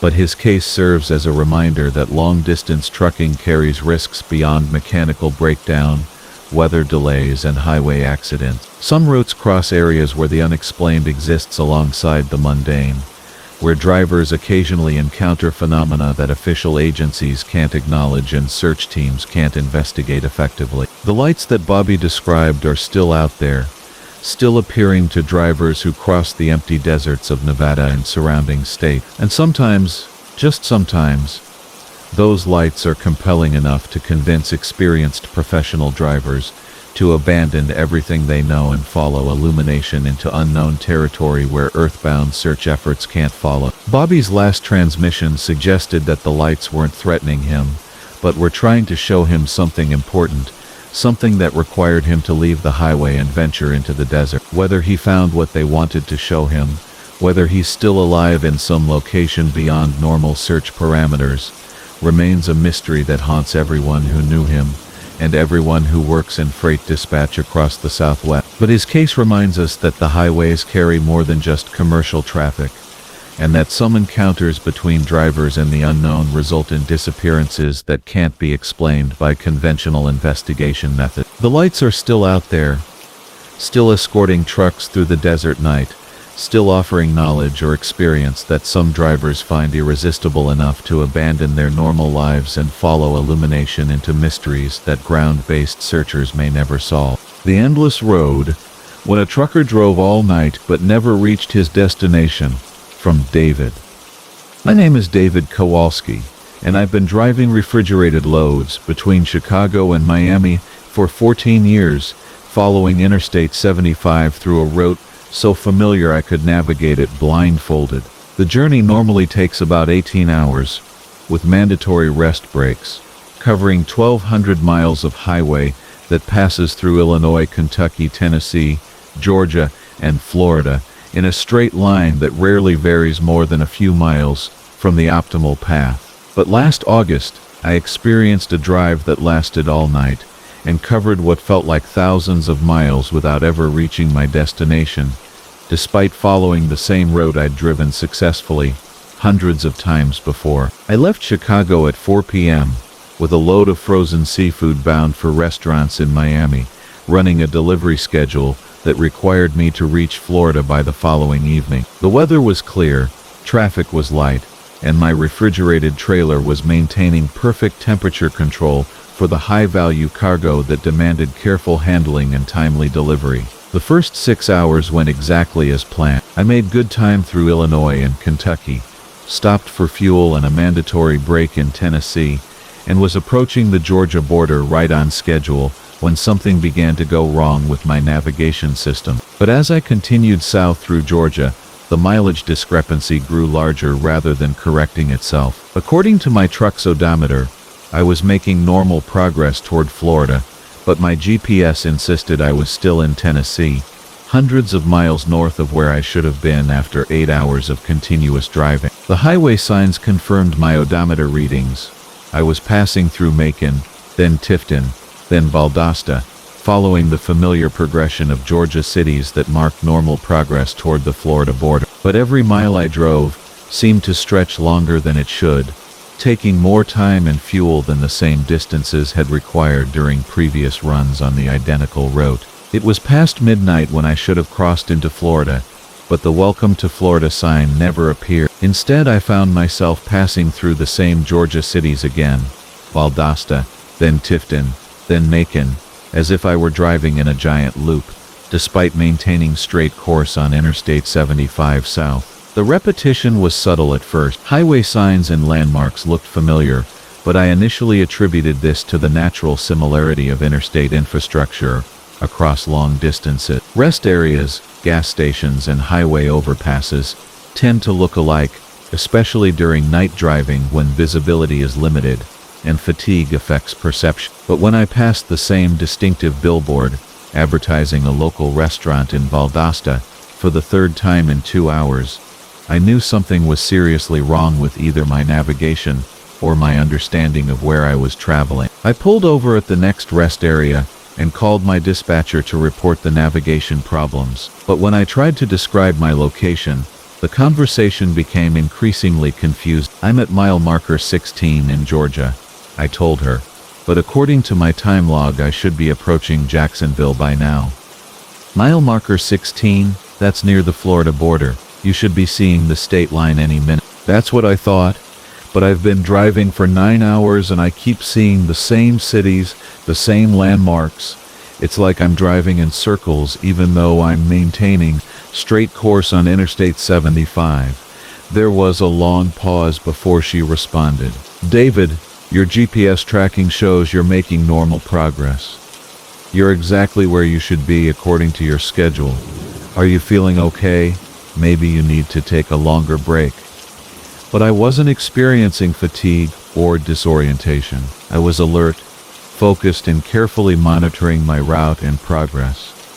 The problem wasn't with my mental state, it was with the road itself, which seemed to be extending indefinitely despite my continuous southward movement. I resumed driving, determined to solve the mystery by paying closer attention to mile markers, highway signs, and distinctive landmarks that would help me track my actual progress. But the more carefully I observed, the more obvious it became that I was trapped in some kind of geographical loop that defied normal understanding of distance and direction. The same truck stop where I'd fueled up near Macon appeared again 3 hours later, complete with the same attendant who recognized my truck and asked why I was back so soon. The same construction zone that had delayed traffic near Tifton reappeared with identical orange cones and work crew vehicles, despite the fact that construction projects don't typically operate at 3 a.m. Most disturbing was the behavior of other traffic. I began to recognize specific vehicles: a red sedan with a dented rear bumper, a pickup truck with distinctive flame decals, a motorcycle with custom exhaust that created a recognizable sound signature. These same vehicles kept appearing in my mirrors and passing me at regular intervals, as if we were all trapped in the same impossible loop. The red sedan passed me for the 4th time around 4 a.m., and I decided to test my theory by attempting to communicate with the driver. I pulled alongside at a traffic light in what appeared to be Valdosta again, and rolled down my window to get the driver's attention. The woman behind the wheel looked confused and frightened when I called out to her. "Ma'am, how long have you been driving tonight?" "All night," she replied. "I'm trying to get to Jacksonville, but I keep passing the same places over and over. Do you know what's happening?" "Same thing happening to me. We're stuck in some kind of loop.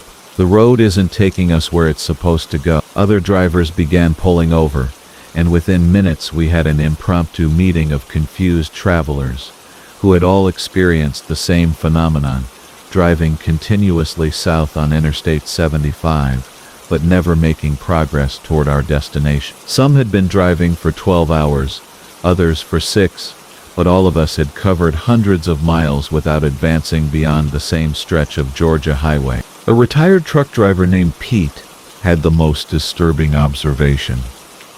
"I've been taking this route for 25 years, he said. "Know every mile marker, every overpass, every distinctive feature along the way. But tonight, the mile markers are wrong. They're counting backward and forward randomly, and some of them show numbers that don't exist on any highway system I know about." We decided to convoy together, following each other in a group, to see if collective navigation might break us out of whatever was causing the spatial distortion. But even traveling as a group, we continued to encounter the same landmarks, pass through the same cities, and make no measurable progress toward Florida, despite driving continuously south. Dawn should have provided better visibility and possibly broken whatever spell was affecting our ability to navigate normally. Instead, sunrise revealed that the landscape around Interstate 75 was subtly wrong in ways that became more obvious in daylight. The trees were too uniform in size and spacing. The topography was too flat, lacking the natural variations that characterize real Georgian terrain. The billboards advertised businesses and services that didn't quite make sense. Restaurants with names that sounded familiar but weren't quite right. Gas stations with corporate logos that were almost, but not exactly correct versions of recognized brands. We were driving through a simulation or replica of Interstate 75, a false version of the highway that mimicked the real route, while trapping travelers in an endless loop that prevented them from reaching their actual destination. The breakthrough came when Pete suggested that we try leaving the interstate entirely, abandoning our planned routes, and driving west on secondary roads, to see if we could escape whatever field or phenomenon was creating the spatial distortion. "Maybe the problem is specific to Interstate 75, he reasoned. "Maybe if we get off the highway completely, we can find roads that actually lead somewhere. We took the next exit as a group, following Pete's truck onto a state highway that led west away from the interstate. Immediately the landscape began to change and look more natural. The trees showed normal variation, the terrain had realistic topographical features, and the mile markers followed logical numerical progression. Within an hour of leaving Interstate 75, we reached a town that appeared on our maps and had normal cellular service, normal GPS reception, and residents who confirmed that we were indeed in Georgia, but much farther north than we should have been based on the time we'd spent driving. My refrigerated trailer had been running continuously for 16 hours, but according to the truck systems, I'd only covered about 200 miles of actual distance, despite burning fuel and accumulating mileage that should have taken me to Miami. The other drivers in our impromptu convoy reported similar discrepancies between time spent driving and actual distance traveled. I called my dispatcher to report the situation, but explaining what had happened was nearly impossible. How do you tell someone that a major interstate highway had trapped you in a spatial loop for an entire night? How do you document navigation problems that sound more like science fiction than mechanical malfunction? The official explanation, when I finally reached Miami 12 hours late, was that I'd experienced a series of navigation errors, compounded by fatigue and confusion. The GPS tracking data showed normal progress along Interstate 75, with no indication of unusual route deviations or extended delays. But I know what I experienced, and I know that the other drivers in our convoy experienced the same impossible phenomena. We compared notes, verified our stories, and confirmed that we'd all been trapped on a version of Interstate 75 that existed in parallel to the normal highway but led nowhere except back to itself. I've made dozens of Chicago to Miami runs since that night, always using the same road on Interstate 75, always watching for signs that the road might be developing the same spatial problems that trapped me and several other drivers for an entire night of endless driving. Most runs are completely normal, covering the expected distance in the expected time with no navigation problems or unusual phenomena. But occasionally, usually during late night hours, when traffic is light and visibility is limited, I notice subtle signs that suggest the highway isn't behaving entirely normally.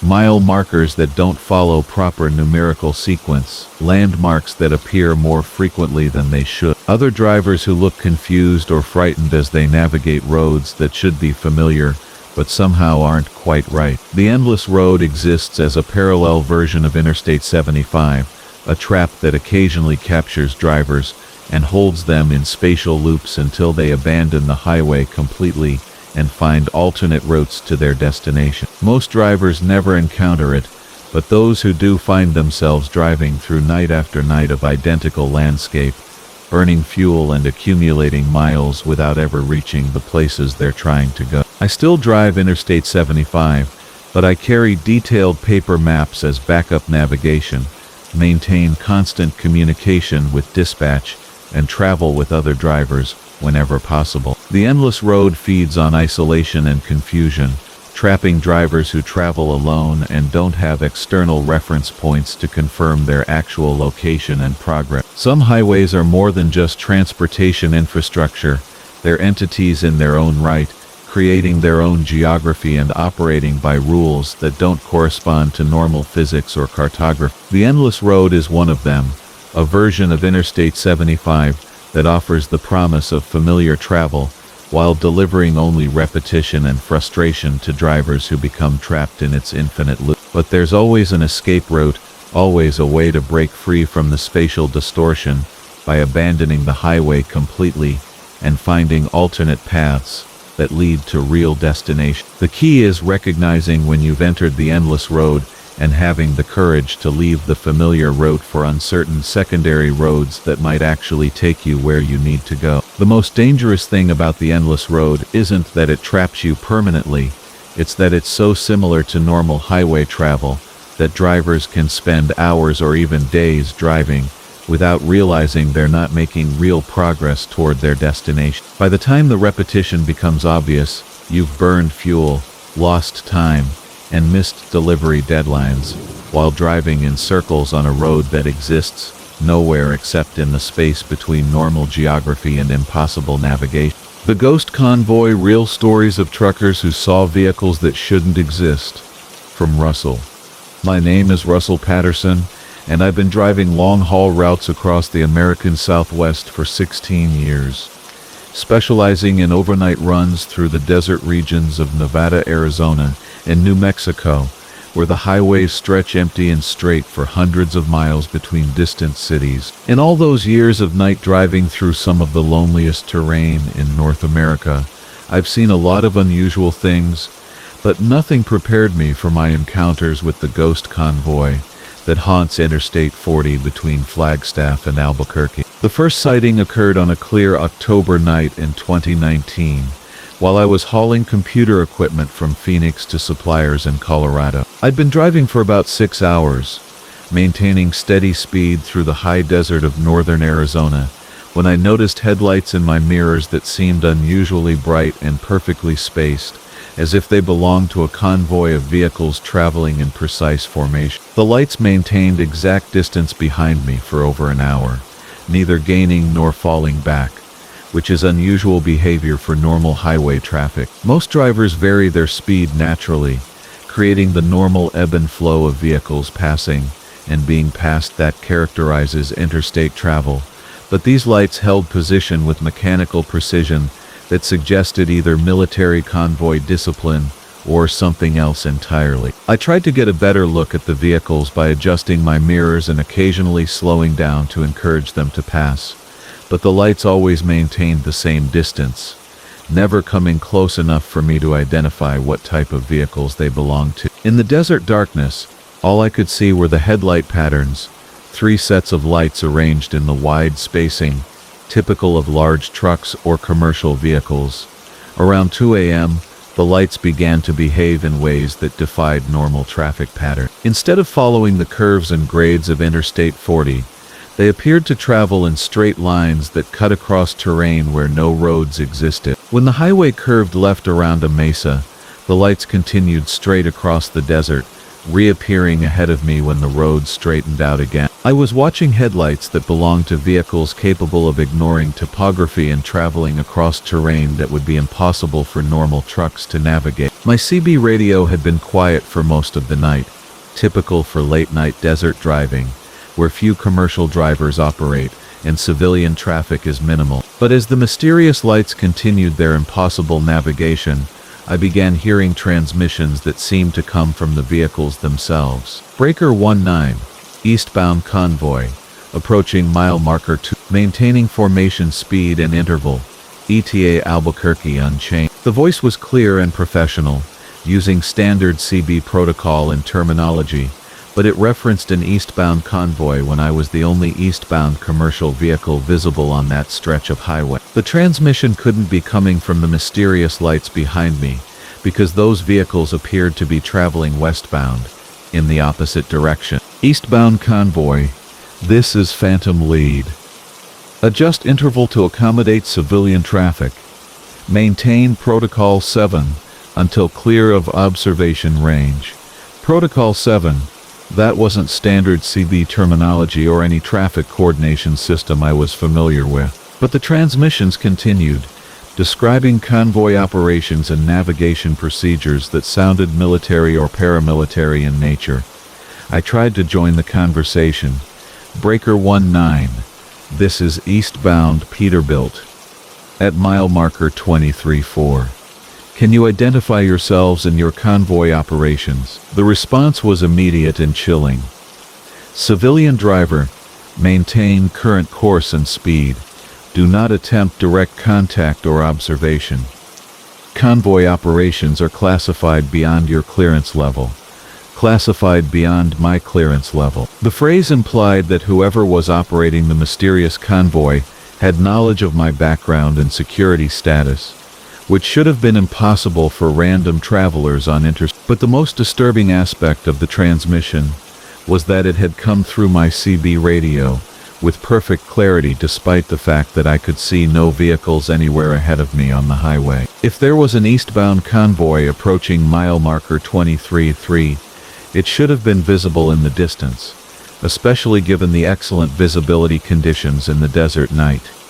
The lights behind me suddenly accelerated, pulling alongside my truck in the passing lane. But when I looked over to see what type of vehicles they were, I saw something that challenged my understanding of what was possible on a highway. 3 tractor trailers running in perfect formation, but they weren't quite solid. The trucks appeared to be made of light and shadow, substantial enough to cast reflections on my mirrors, but translucent enough that I could see stars through their cab windows. They were ghost vehicles, traveling at highway speeds, but existing in a state somewhere between reality and illusion. The lead truck's driver was visible in his cab, wearing what appeared to be military fatigues and a helmet with communication equipment. He turned toward me as they passed, and I saw a face that was young but somehow ancient, marked by experiences that seemed to span decades of hard travel and difficult mission. He raised his hand in a brief acknowledgement, the kind of gesture one professional driver makes to another.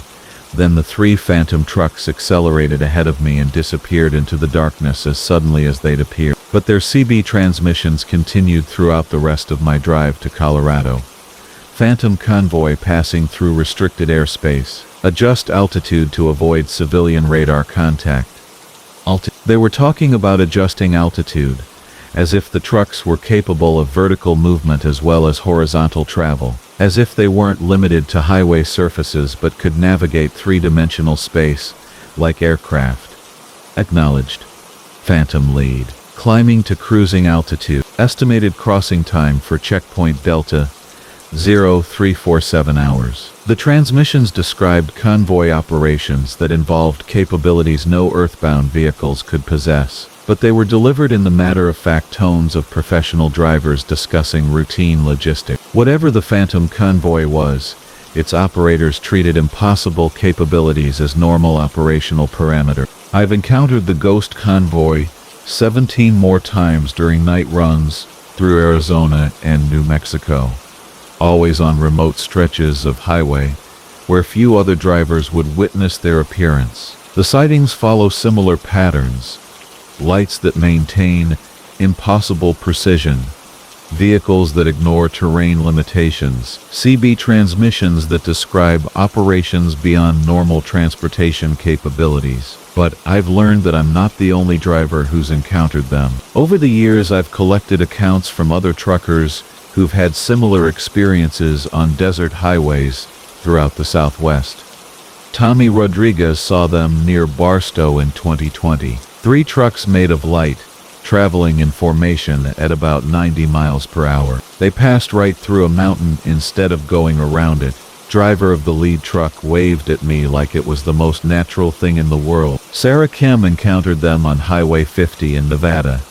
They appeared in my mirrors around midnight and stayed there for 2 hours, maintaining exact distance no matter how I varied my speed. When I pulled over for a break, they stopped too, about a quarter mile behind me. When I got back on the road, they resumed following at the same distance. Dale Morrison had the most extensive contact, driving alongside them for nearly 50 miles. Their CB chatter was constant, military terminology, reference to classified missions, discussion of operational parameters that made no sense for normal trucking. But they were professional, courteous, and helpful when I had a tire blowout. One of them actually materialized long enough to help me change the tire, then faded back into translucence. The pattern suggests that the ghost convoy represents something more than random paranormal activity. The vehicles operate as a coordinated unit with specific missions and destinations,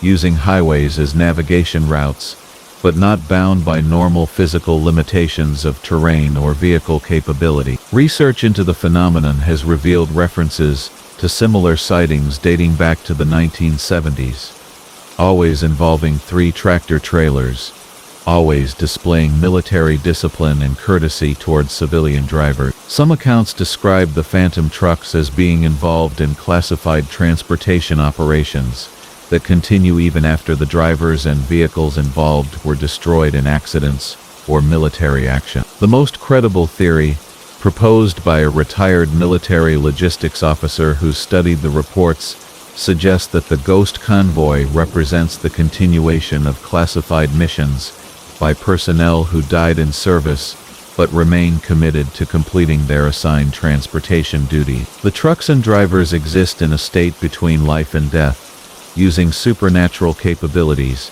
to fulfill obligations that transcended their physical existence. But regardless of their origin or nature, the ghost convoy poses no threat to civilian drivers. Every encounter I've had and every account I've collected describes them as professional, helpful, and protective of normal highway traffic. They maintain safe following distances, assist drivers in distress, and provide warnings about hazardous conditions ahead. They're the spirits of professional truckers who continue to work the highways even after death, carrying cargo that may be more important than any earthbound shipment, following routes that span dimensions as well as geography, completing missions that began decades ago and may continue for decades to come. I still watch for them during night drives through the desert, listening for their CB transmissions and checking my mirrors for the distinctive light patterns that announce their presence. They've become a source of comfort during the loneliest stretches of highway, a reminder that professional drivers never truly retire from the road, even when death ends their physical careers. The ghost convoy travels the highways of the Southwest, invisible to most traffic, but visible to drivers who understand that the road carries more than just living travelers. They're proof that some commitments transcend physical existence, that some missions are too important to abandon just because the people assigned to complete them have died in service. And sometimes, when civilian drivers encounter mechanical problems or dangerous conditions on remote desert highways, the ghost convoy materializes to provide assistance that can't be explained by normal means, but which saves lives and gets stranded travelers back on the road safely. They're the guardian angels of long-haul trucking, phantom drivers who patrol the highways to ensure that no professional driver faces the dangers of the road alone, even when those dangers extend beyond mechanical breakdown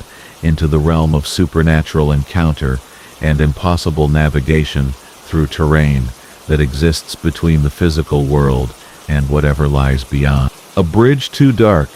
What happened when I took a shortcut the map never showed? From Thomas. My name is Thomas Chen, and I've been driving specialty transport for 11 years, carrying oversized loads that require special permits, escort vehicles, and careful route planning to avoid bridges, overpasses, and road conditions that can't accommodate non-standard freight.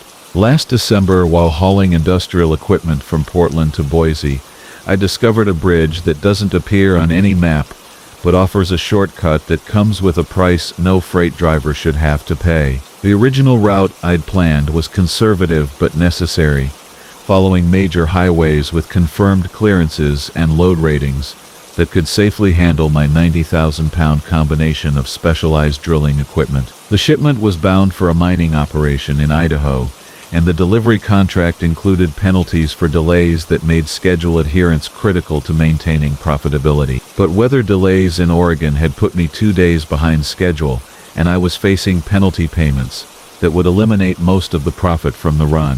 I needed to make up time without compromising safety or violating the routing restrictions that governed oversized load transportation. That's when I encountered Jake Morrison, a veteran driver who'd been hauling oversized freight in the Pacific Northwest for over 20 years. We met at a truck stop outside Pendleton while I was reviewing maps and trying to find legal shortcuts that might help me recover some of the lost time. Boise, huh? Jake said, looking at my route planning materials. You taking the usual path through La Grande and Baker City? That's the plan, but I'm running way behind schedule. Got any suggestions for legal shortcuts that won't violate my permit restriction? Jake studied my load specifications and permit documentation before responding.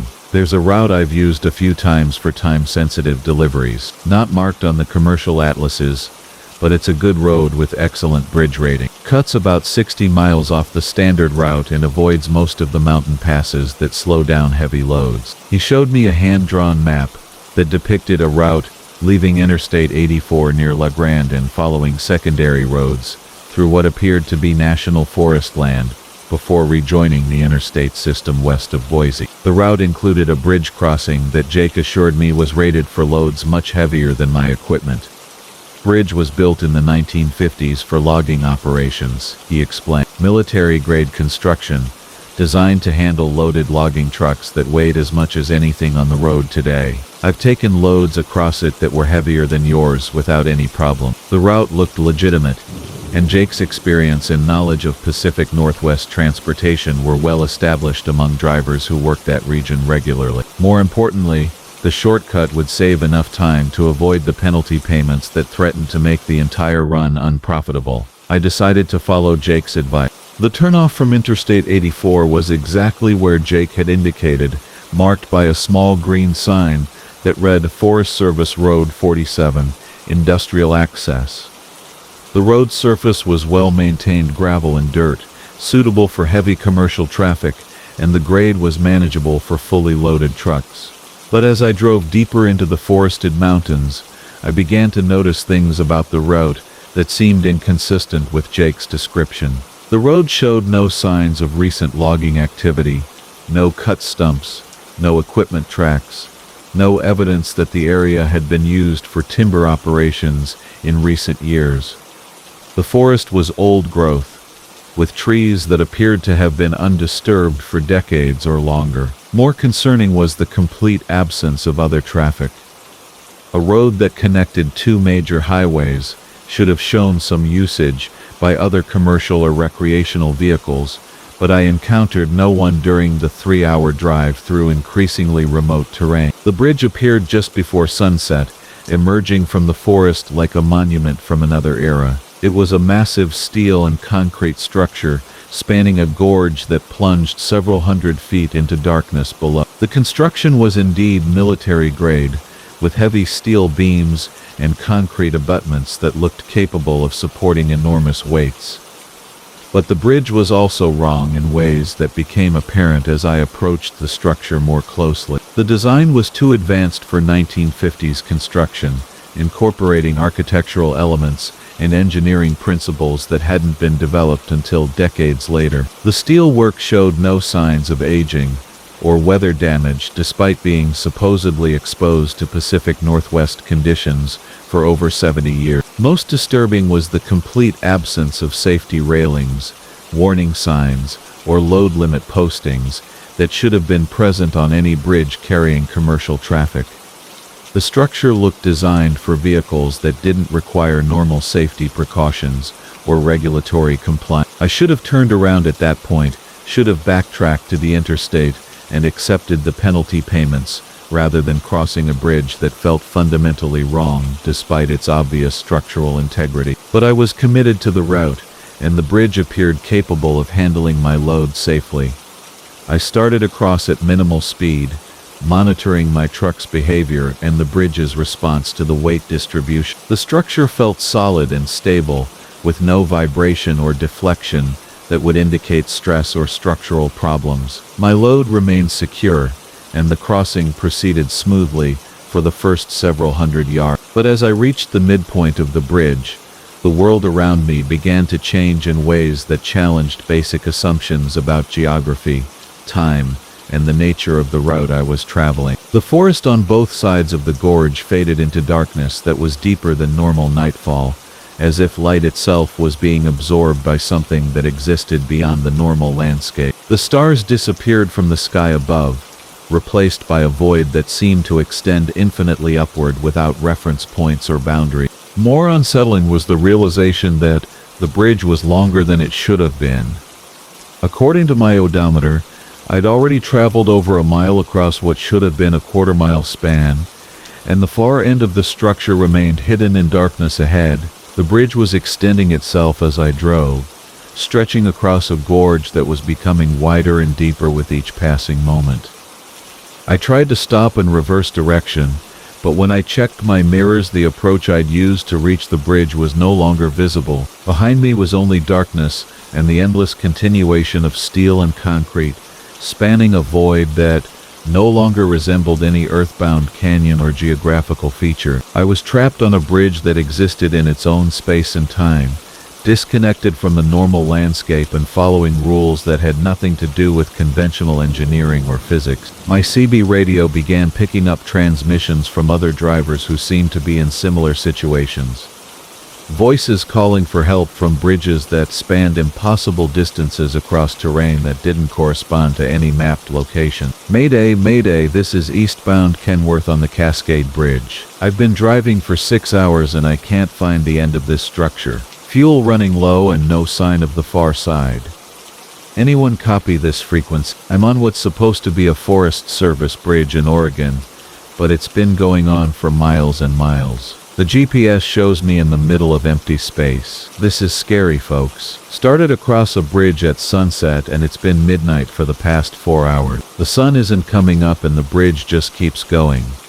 The transmissions confirmed that I wasn't alone in being trapped on an impossible bridge, but they also indicated that escape wasn't guaranteed. Some of the voices I heard had been broadcasting for hours or days, reporting fuel exhaustion, mechanical problems, and growing desperation as they continued driving across spans that had no end. The breakthrough came when I noticed construction equipment ahead, cranes, bulldozers, and work lights that suggested ongoing bridge building operation. As I approached the construction zone, I realized that the bridge was being built in real time, extending itself into the void as fast as vehicles could travel across it. Workers in hard hats and reflective vests directed me around equipment and obstacles, but when I tried to get their attention to ask about the situation, they ignored me completely. They were focused entirely on their construction work, building bridge sections with inhuman speed and precision. But one worker, a foreman with decades of construction experience,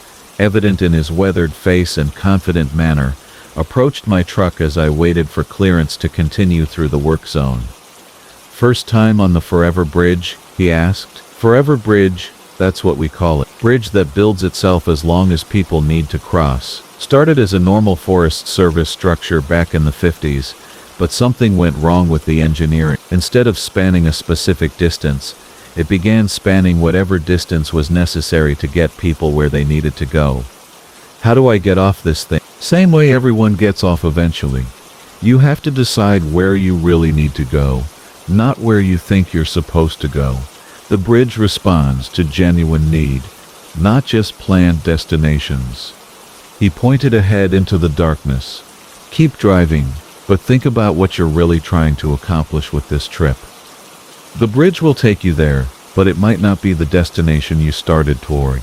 I continued across the endless span, but instead of focusing on my planned route to Boise, I began thinking about why I'd become a truck driver in the first place, what I was really trying to achieve through years of long-distance freight transportation. The bridge began to change as my focus shifted from external destinations to internal purposes. The steel and concrete structure gradually transformed into something that felt more like a pathway than a bridge, leading not just across geographical space, but across the conceptual distance between who I was and who I needed to become. The darkness on both sides began to show glimpses of places and times that represented significant moments in my personal and professional development. I saw the first truck I'd driven, the mentor who'd taught me the skills that made my career possible, the family I'd neglected during years of pursuing financial success through long-haul transportation. The bridge was showing me the real geography of my life, the connections and relationships that were more important than any delivery schedule or penalty payment. The exit appeared when I finally understood that some shortcuts cost more than the time they save, and that the most important destinations aren't always the ones listed on shipping manifests. The bridge delivered me not to Boise, but to a truck stop outside my hometown in California, where my ex-wife was waiting with divorce papers I'd been avoiding, and my daughter was hoping to reconcile a relationship I'd damaged through years of choosing freight over family. My load of drilling equipment disappeared somewhere during the crossing, but the delivery contract was fulfilled through methods I never understood. The mining company in Boise received their equipment on schedule. My trucking company was paid in full, and I was released from obligations that had kept me on the road for years without addressing the personal costs of constant travel. The Forever Bridge doesn't appear on any maps because it doesn't exist in normal geographical space. It's a route between where you are and where you need to be, regardless of where you think you're going. But the crossing requires honesty about your real destinations and willingness to pay the price of genuine self-examination.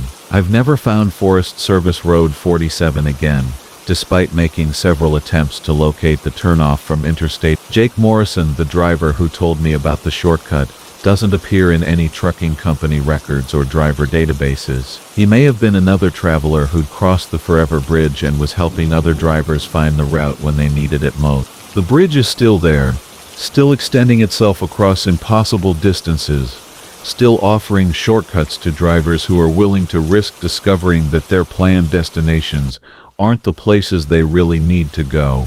But the crossing is always one way, and the exit always leads to the place where your real journey begins, even if it's not the destination you started toward. Some bridges don't just span geographical obstacles, they span the distance between who you are and who you're meant to become. The Forever Bridge is one of them, offering passage to destinations that can't be reached by following normal routes or conventional navigation. But the toll isn't money or time.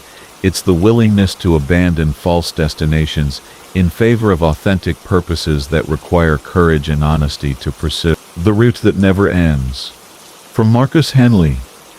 The GPS unit mounted on my dashboard had served me faithfully for 8 years of long-haul trucking, guiding me through countless miles of interstate highways, mountain passes, and desert stretches. It was an older model, sturdy and reliable, the kind that truckers swore by before all the fancy smartphone apps took over. So when it started acting strange that foggy October night outside Bakersfield, I figured it was just time for an update or maybe a replacement. I was hauling a load of agricultural equipment from California's Central Valley up to Portland, running about 2 hours behind schedule due to an earlier way station delay. The fog had rolled in thick just after sunset, reducing visibility to maybe 30 feet in any direction. My Peterbilt's headlights carved weak tunnels through the gray soup, and I'd slowed to a cautious 40 miles per hour on what should have been a straightforward stretch of Highway 99. The screen showed a route marked in blue that would supposedly save me 40 minutes, cutting through what appeared to be a series of back roads I'd never noticed before. The alternative path wound through an area the map labeled simply as Kern County Rural Route 847, threading between hills that rose like sleeping giants in the mist. I'd been driving these California highways for the better part of a decade, and I thought I knew every shortcut and truck-friendly route from Los Angeles to the Oregon border. But the fog was getting thicker, and the promise of shaving time off my delivery schedule was tempting. The GPS recalculated the route with unusual persistence, the blue line pulsing gently on the screen as if beckoning me forward. Taking the suggested exit, I found myself on a narrow 2-lane road that seemed older than the main highway, its asphalt surface worn smooth by years of weather. The fog here was different somehow, more uniform, creating the sensation that my truck was suspended in a gray void, with only the immediate patch of road visible ahead. The usual sounds of distant traffic faded away completely, leaving only the steady rumble of my diesel engine and the soft whisper of tires on pavement. The GPS continued its quiet guidance, directing me through a series of turns that led deeper into rolling countryside. Occasionally the ghostly outline of a farmhouse or barn would materialize in the mist before vanishing again, but there were no lights in any windows, no signs of human activity. The road seemed to stretch endlessly forward, each mile looking identical to the last. After about 30 minutes of driving, I glanced at the GPS screen and noticed something odd. The blue line representing my route appeared to be longer than it had been initially, extending further into unmarked territory. The estimated time to destination, which had originally shown a savings of 40 minutes, now displayed a series of dashes where numbers should have been. I tapped the screen thinking it might be frozen, but the device responded normally, showing my truck's icon moving steadily along the blue path. I'd filled up before leaving Bakersfield and should have had nearly a full tank, but the needle showed I'd already burned through a quarter of my diesel.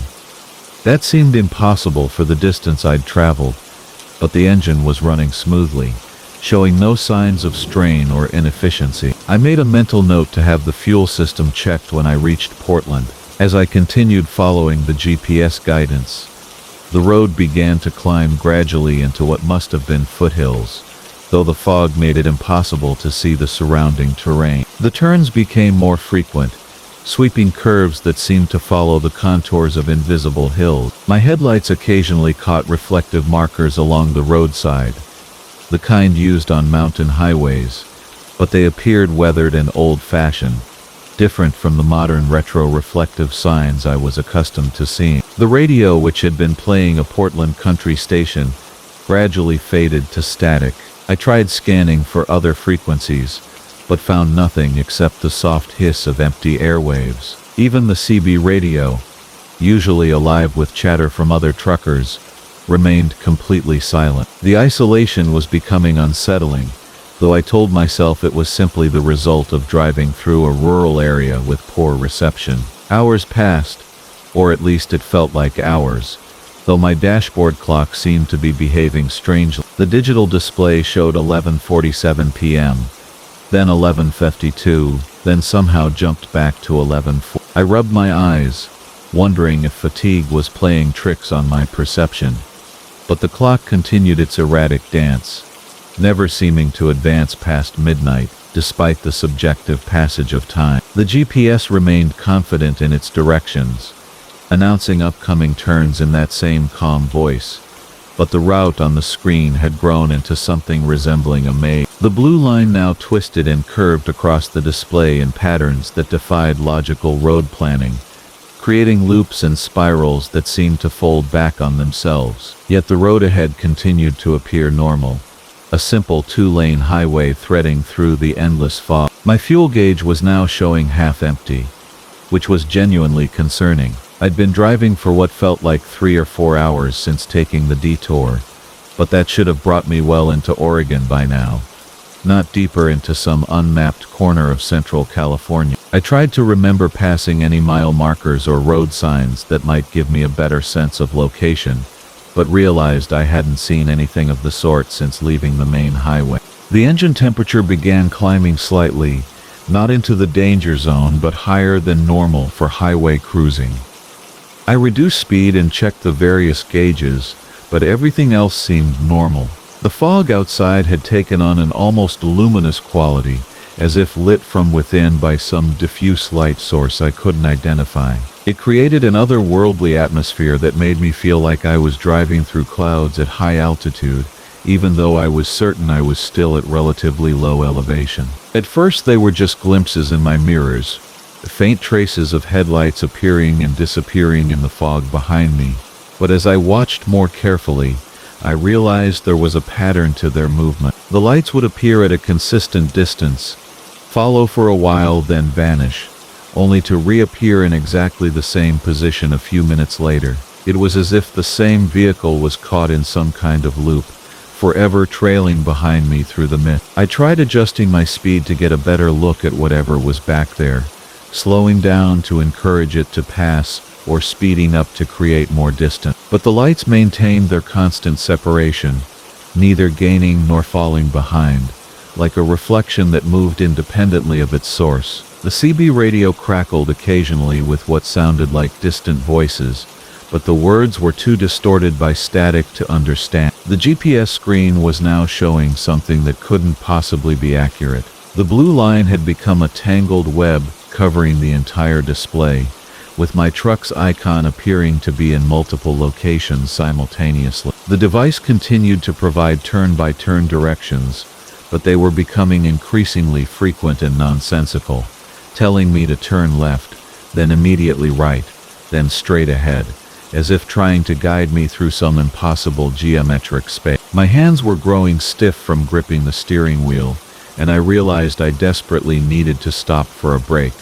But there had been no truck stops, gas stations, or even wide spots in the road since I'd taken the original detour. The pavement continued its endless ribbon through the fog, offering no opportunities to pull over safely with a full-length tractor-trailer. The fuel gauge dropped to quarter full, then to the red zone, but the engine continued running smoothly. By all rights, I should have been calling for emergency fuel delivery by now, but my cell phone showed no signal, not even the single bar I might expect in a remote rural area. The device seemed to be searching constantly for towers that simply didn't exist. As what might have been dawn approached, though it was impossible to tell with the thick fog, the quality of light began to change subtly. Instead of the warm yellows and oranges of sunrise, the mist took on strange hues that shifted between green and purple, colors that had no business appearing in a natural sky. The road surface itself seemed to be evolving,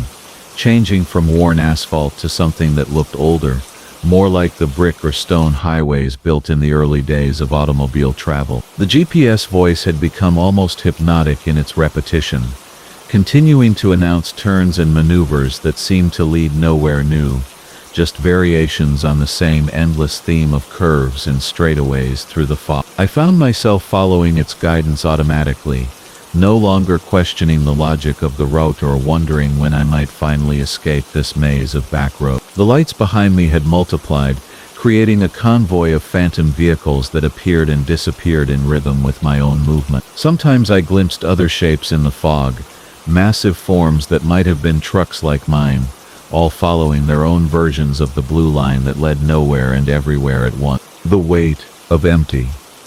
From Marcus A. The CB radio crackled with static as I pulled my Peterbilt into the Flying J truck stop just outside Bakersfield, California.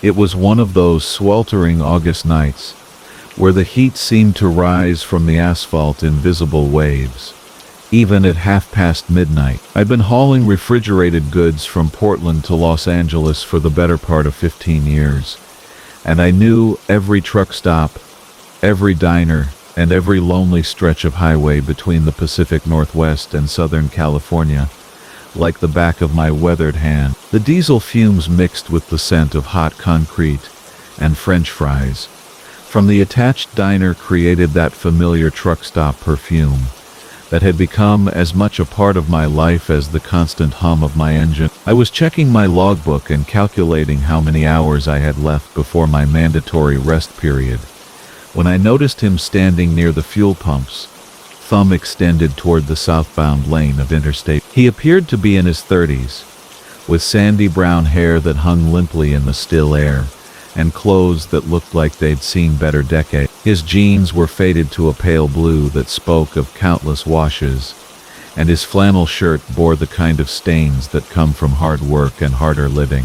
What struck me most, though, was his posture. He leaned heavily against a concrete post, and there was something unnatural about the way his legs seemed to end abruptly at his ankles, disappearing into what looked like well-worn work boots. Stranded motorists whose cars had broken down in the middle of nowhere, hitchhikers down on their luck, even the occasional runaway looking to start fresh somewhere new. Company policy frowned on it, but there's an unspoken code among those of us who spend our lives on the road. We look out for each other, whether we're behind the wheel of an 18-wheeler or standing on the side of the highway with our thumb in the air. There was something desperate in his gesture, a kind of weary hope that tugged at something deep in my chest. I found myself walking over to him before I'd consciously made the decision to do so. "Evening," I called out as I approached, my boots crunching on the scattered gravel that perpetually covers truck stop lots. "You looking for a ride south?" His face lit up with genuine gratitude,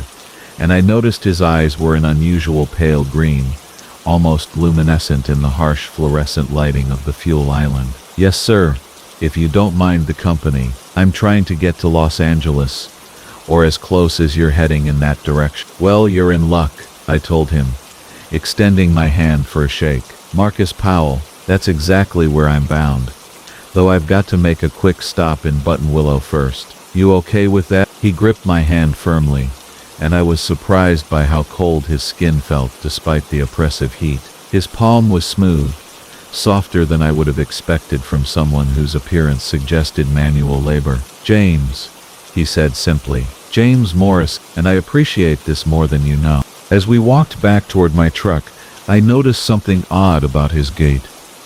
Despite what appeared to be sturdy work boots, his footsteps made no sound on the gravel. I found myself stealing glances at his feet as we crossed the lot, but the combination of shadows and flickering neon signs from the diner made it difficult to see clearly. Still, there was something unsettling about the way he seemed to glide rather than walk, as if he were floating just slightly above the ground. I helped him up into the passenger seat, and he settled in with a sigh that seemed to carry the weight of exhaustion that went beyond mere physical tiredness. The interior of my cab was my home away from home, decorated with family photos, a small collection of classic country CDs, and the various creature comforts that make those long hauls bearable. Air fresheners shaped like pine trees hung from the rearview mirror, and a small cooler behind my seat held sandwiches and cold drinks for the journey. "Comfortable?" I asked as I fired up the engine, feeling the familiar vibration as the diesel motor rumbled to life. The dashboard lights cast a warm amber glow throughout the cab, and the air conditioning began its blessed work of pushing back against the California heat. "Very much so," James replied, though I noticed he kept his legs positioned carefully, his feet tucked back under the seat in a way that seemed almost defensive. "It's been a long time since I've been in such a nice rig." As we pulled out of the truck stop and merged onto the interstate, I tried to make conversation the way I always did with hitchhikers. Most folks had stories, reasons for being on the road, destinations that meant something to them. "So what takes you to Los Angeles?" I asked, adjusting my mirrors and settling into the rhythm of highway driving. "Family business," he answered after a long pause. "Something I should have taken care of a long time ago." There was a finality in his voice that suggested he didn't want to elaborate, so I let the matter drop. The highway stretched out before us like a ribbon of black glass, broken only by the occasional sweep of oncoming headlights. The radio played softly in the background, some late-night DJ spinning classic rock and taking calls from insomniacs and third-shift workers across the Central Valley. It was perhaps 20 minutes into our journey when I first noticed the smell. It started as something subtle, almost pleasant, like the scent of autumn leaves, but gradually it grew stronger and more complex, taking on notes of damp earth and something indefinably organic. I glanced over at James, wondering if he noticed it too, but his attention seemed focused entirely on the landscape rolling past his window. "I'm fine," he replied, but his voice had taken on a distant quality, as if he were speaking from very far away. "Just thinking about old times." The miles rolled by in relative quiet, broken only by the steady hum of tires on asphalt and the occasional squawk from other drivers on the CB radio. I found myself stealing glances at my passenger, trying to figure out what it was about him that sat uneasily in the back of my mind. He sat perfectly still, almost unnaturally so, his hands folded in his lap, and his gaze fixed on the passing scenery. Most hitchhikers fidgeted, made small talk, or dozed off during long rides, but James remained as motionless as a statue. It was when we hit a particularly bright stretch of highway, illuminated by a series of overhead lights near a rest area, that I finally saw what had been nagging at me. As the light flooded the cab, I looked down and felt my blood turn to ice water in my veins. James's work boots, which I had noticed when he first climbed into the cab, appeared to be completely empty. They sat flat against the floor of the truck, as if no feet occupied them at all. I tried to convince myself it was a trick of the light, an optical illusion created by shadows and exhaustion, but as we passed under lamp after lamp, the truth became undeniable. My passenger had no feet. His legs ended abruptly at his ankles, and his boots were nothing more than props. Empty leather shells that maintained the illusion of normal human anatomy. Every instinct screamed at me to pull over, to demand an explanation, to somehow get this impossible man out of my truck. But a deeper, more primal fear kept me driving. What kind of person travels without feet? What kind of thing appears human but lacks such fundamental anatomy? Is everything all right, Marcus? James asked, and I realized I had been holding my breath. His voice carried the same calm tone as before, but now it seemed to echo strangely in the confined space of the cab, as if coming from someplace much larger and more hollow than a truck's interior. Fine, I managed to croak out. Just tired, I guess. Driving at night can play tricks on your mind, he said, and I caught him looking at me with those pale green eyes. Sometimes we see things that aren't really there. Sometimes we don't see things that are. The smell had grown stronger, now unmistakably the scent of freshly turned grave dirt, mixed with something sweet and putrid. I rolled down my window slightly, desperate for fresh air, but the hot night wind that rushed in only seemed to make the odor more concentrated. James, I said carefully, trying to keep my voice steady, I need to ask you something, and I'd appreciate an honest answer. Of course, the only sounds were the rumbling of the engine. The lingering smoke from Marcus Chen, the Interstate 80 rest stop, appeared through my rain-streaked windshield like a beacon in the Nebraska darkness, its fluorescent lights casting pale halos in the October mist. I'd been pushing my Peterbilt 389 for 12 straight hours, hauling a load of electronics from Sacramento to Chicago, and my eyelids felt heavy as the steel I'd carried on previous runs. The digital clock on my dashboard read 2:47 a.m., and the coffee from my last stop had long since worn off, leaving me with that familiar hollow feeling that only long-haul truckers truly understand. As I downshifted and guided my rig into the truck parking area, the first thing that struck me wasn't the usual diesel fumes or the scent of cooling asphalt after rain. Instead, my nostrils filled with the distinct aroma of wood smoke, thick and pervasive, as if someone had been burning logs in a fireplace for hours. It seemed odd for a rest stop in the middle of nowhere, especially one that looked as modern as this facility with its angular concrete buildings and LED lighting. I rolled down my window slightly, letting the night air flow into my cab, and the smoke smell only grew stronger, carrying with it an undertone of something else, something I couldn't quite identify but that made my stomach tighten with an inexplicable unease. The parking lot held only 3 other trucks, their drivers likely catching a few hours of mandatory rest, their cabs dark and silent. My air brakes hissed as I settled into a spot near the far end of the lot,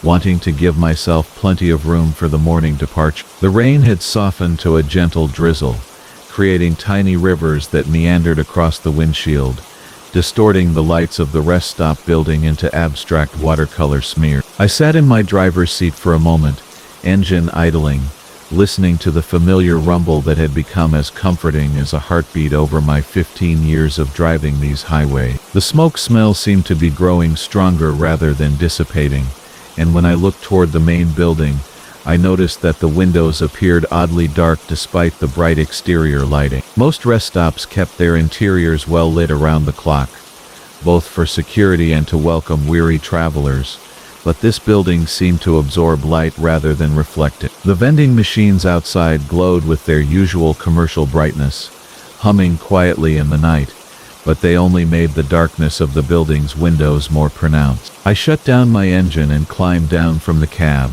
my boots splashing softly in the shallow puddles that dotted the asphalt. The smoke smell immediately intensified, filling my lungs with each breath, and I found myself coughing slightly, though I couldn't see any visible source of the smoke anywhere around the facility. The air felt thick, almost chewy, and carried a weight that seemed to press against my chest. I'd encountered brush fires during my travels, had driven through areas where controlled burns were taking place, but this smoke felt different, older somehow, as if it had been hanging in the air for decades rather than hours. Walking toward the main building, I noticed that my footsteps seemed unusually loud against the wet pavement, echoing off the concrete walls with a hollowness that made me feel suddenly isolated despite being at a public facility. The automatic doors slid open as I approached, revealing an interior that was indeed dimly lit, with only every third fluorescent fixture functioning, creating pools of pale light separated by stretches of shadow. The remaining lights flickered occasionally, casting moving shadows that seemed to shift and dance independently of any visible cause. The building's interior carried the smoke smell even more intensely, and I had to pause just inside the entrance to let my lungs adjust. The facility appeared to be older than I'd initially thought, with tile floors that showed years of wear and walls that bore the subtle discoloration of age. An information kiosk stood near the entrance, its brochures for local attractions looking faded and outdated, some appearing to advertise businesses and landmarks that seemed decades out of date. The restroom doors stood slightly ajar, revealing darkness beyond, though I could hear the steady drip of water from somewhere within. Behind the service counter, which appeared to be unmanned at this hour, I noticed a collection of items that seemed oddly personal for a rest stop. Old coffee mugs with names written in marker, a small radio that played softly with music that sounded like it came from another era, and several photographs taped to the wall showing groups of people in clothing styles that suggested they were taken many years ago. The people in the photos were smiling, but something about their expressions seemed forced, as if they were trying to appear happy despite some underlying concern or fear. As I made my way toward the restrooms, the smoke smell began to take on that additional undertone I'd noticed earlier, and I finally recognized what it was: the scent of burning fabric, specifically the kind of synthetic materials used in clothing and upholstery. It was a smell I remembered from a house fire in my neighborhood when I was a child, acrid and unpleasant, carrying with it implications of loss and destruction that made my throat constrict with more than just the physical irritation of the smoke. The men's restroom was functional but felt wrong in ways I couldn't immediately articulate. The mirrors were clean but seemed to reflect the flickering lights more than they should, creating an almost strobe-like effect that made it difficult to focus on my own reflection. The paper towel dispensers were the old mechanical kind that required pulling down on the towels, and they squeaked with each use, the sound seeming to hang in the air longer than it should. Most unsettling was the fact that the smoke smell was strongest in here, as if its source was somehow connected to the building's plumbing or ventilation system. When I emerged from the restroom, I decided to investigate the vending machine area, hoping to grab a coffee and perhaps a snack for the road. The machines hummed quietly, their internal lights revealing the usual array of sodas, energy drinks, sandwiches, and candy bars, but several of the products appeared to be brands I hadn't seen in years, packaging designs that looked distinctly vintage. The coffee machine accepted my dollar bills readily enough, but the coffee that emerged was darker than I expected, almost black, and carried the smoke smell so strongly that I wondered if something was wrong with the machine's heating element. As I stood sipping the bitter coffee, trying to decide whether it was worth drinking or if I should pour it out and look for caffeine elsewhere, I became aware of a sound coming from deeper within the building, a low murmuring that might have been voices, but was too indistinct to understand. The sound seemed to be coming from an area behind the main service counter, possibly an employee break room or office space that wasn't visible to the public. What made it particularly unsettling was that it didn't sound like the kind of casual conversation you'd expect from workers on a night shift, but rather like multiple people speaking in hushed, urgent tones, as if discussing something of great importance or concern. The smoke smell continued to intensify, and I began to notice that it wasn't just the scent of burning materials, but something more complex and disturbing. There were undertones that reminded me of the smell of overheated electronics, the particular odor that comes from circuits and components pushed beyond their limits. And beneath that, something organic and unpleasant that I didn't want to identify too closely. The combination created an olfactory experience that was not just unpleasant, but actively alarming, triggering some primitive instinct that suggested immediate danger. I stood before them for several seconds, waving my arms and stepping closer to the sensors, but they remained stubbornly closed. The murmuring from the back area of the building seemed to grow slightly louder, and I thought I could make out individual words, though they didn't seem to be in English. Or if they were spoken in such heavy accents or dialects that they were incomprehensible to me. Finally, the doors slid open with a mechanical grinding sound that suggested they were in need of maintenance, and I stepped quickly into the night air, grateful to escape the increasingly oppressive atmosphere of the building's interior. But outside, the smoke smell was stronger than ever, and I could see that a thin haze had settled over the parking lot, visible in the glow of the lights like a fine fog. My truck seemed farther away than I remembered, and as I walked toward it, I noticed that the other vehicles in the lot appeared to be older models than I'd initially observed, as if they'd been sitting here for years rather than hours. When I reached my Peterbilt, I found that the exterior was covered with a fine layer of what looked like ash, dark specks that clung to the paint and chrome despite the recent rain. I ran my finger across the hood, and the ash came away easily, leaving a clean streak that revealed just how much of the stuff had accumulated. The voice that wouldn't stop, from Jake Morrison.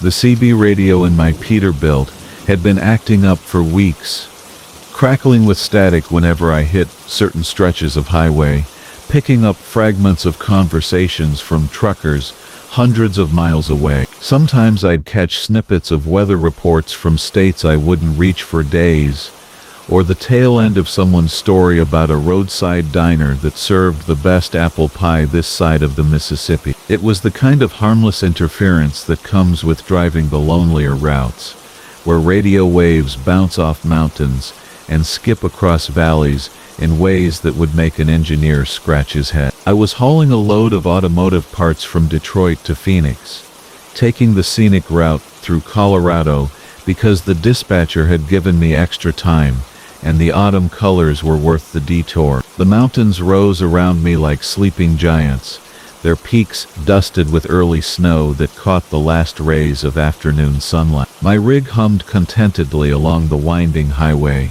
18 wheels eating up the miles with the steady rhythm that had become the soundtrack to my life over the past 15 years. The CB had been quiet for most of the day, just the occasional check-in from other drivers, and the standard chatter about speed traps and construction zones. But as the sun began to sink behind the western peaks, painting the sky in shades of orange and purple that took my breath away, I started hearing something else. At first I thought it was just another case of crossed signals or atmospheric interference, because all I could make out was a single word, repeated at irregular intervals with the kind of mechanical precision that suggested a radio stuck on transmit. The voice was clear and distinct, cutting through the static with an urgency that made me check my mirrors and scan the road ahead for any signs of trouble. It wasn't the usual trucker lingo, or the casual conversation of drivers passing time on long haul. This was different,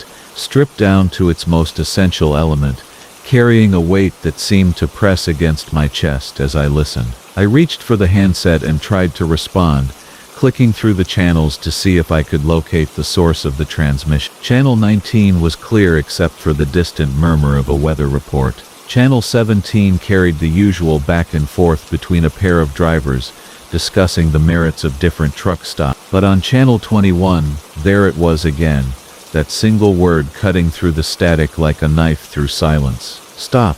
The voice was neither male nor female, neither young nor old, but something in between that defied easy categorization. It carried an authority that made me want to comply, even though I had no idea what I was supposed to stop doing. I tried keying the mic asking if the driver needed assistance, but there was no response except for that steady repetition. Stop. Stop. The word came every 15 or 20 seconds, never varying in tone or inflection, never accompanied by any other sound that might give me a clue about its origin. No engine noise in the background, no road sounds, no indication that it was coming from another truck at all. Just that voice, hanging in the air like a question mark made of sound. The highway began to descend through a series of switchbacks that demanded my full attention, and I turned down the volume on the CB while I navigated the twisting curves. The mountains pressed close on both sides, their slopes covered in aspen trees that had turned brilliant gold, creating a corridor of light that seemed to glow from within. My headlights cut through the gathering dusk, illuminating the center line that snaked ahead of me like a yellow ribbon threading through the wilderness. When I reached the bottom of the grade and the road straightened out again, I turned the CB back up, half hoping that the mysterious transmission had moved on to bother someone else. But it was still there, patient and persistent, marking time with mechanical regularity. Stop, stop. I found myself counting the intervals, trying to detect some pattern or variation that might explain what I was hearing.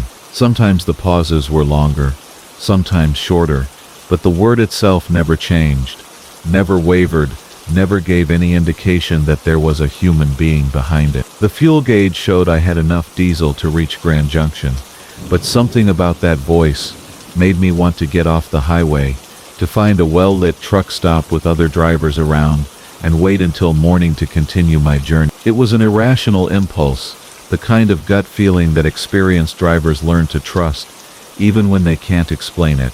The voice wasn't threatening, exactly, but it carried an undercurrent of urgency that seemed to grow stronger as darkness settled over the mountain. I spotted a sign for a rest area 5 miles ahead, and decided to pull over, thinking that maybe I could use the higher elevation to get a better fix on where the transmission was coming from. The rest area turned out to be little more than a paved loop, with a few picnic tables and a pair of vault toilets, but it offered a panoramic view of the valley below, where I could see the lights of a small town twinkling like scattered stars. I pulled the rig to a stop at the far end of the loop, set the air brakes, and climbed down to stretch my legs. The mountain air was crisp and thin, carrying the scent of pine and the promise of winter. Above me, the first stars were beginning to appear in a sky that had deepened from purple to black, and I could hear the distant sound of traffic on the highway below, the Doppler shift of engines climbing and descending through the curve. Back in the cab,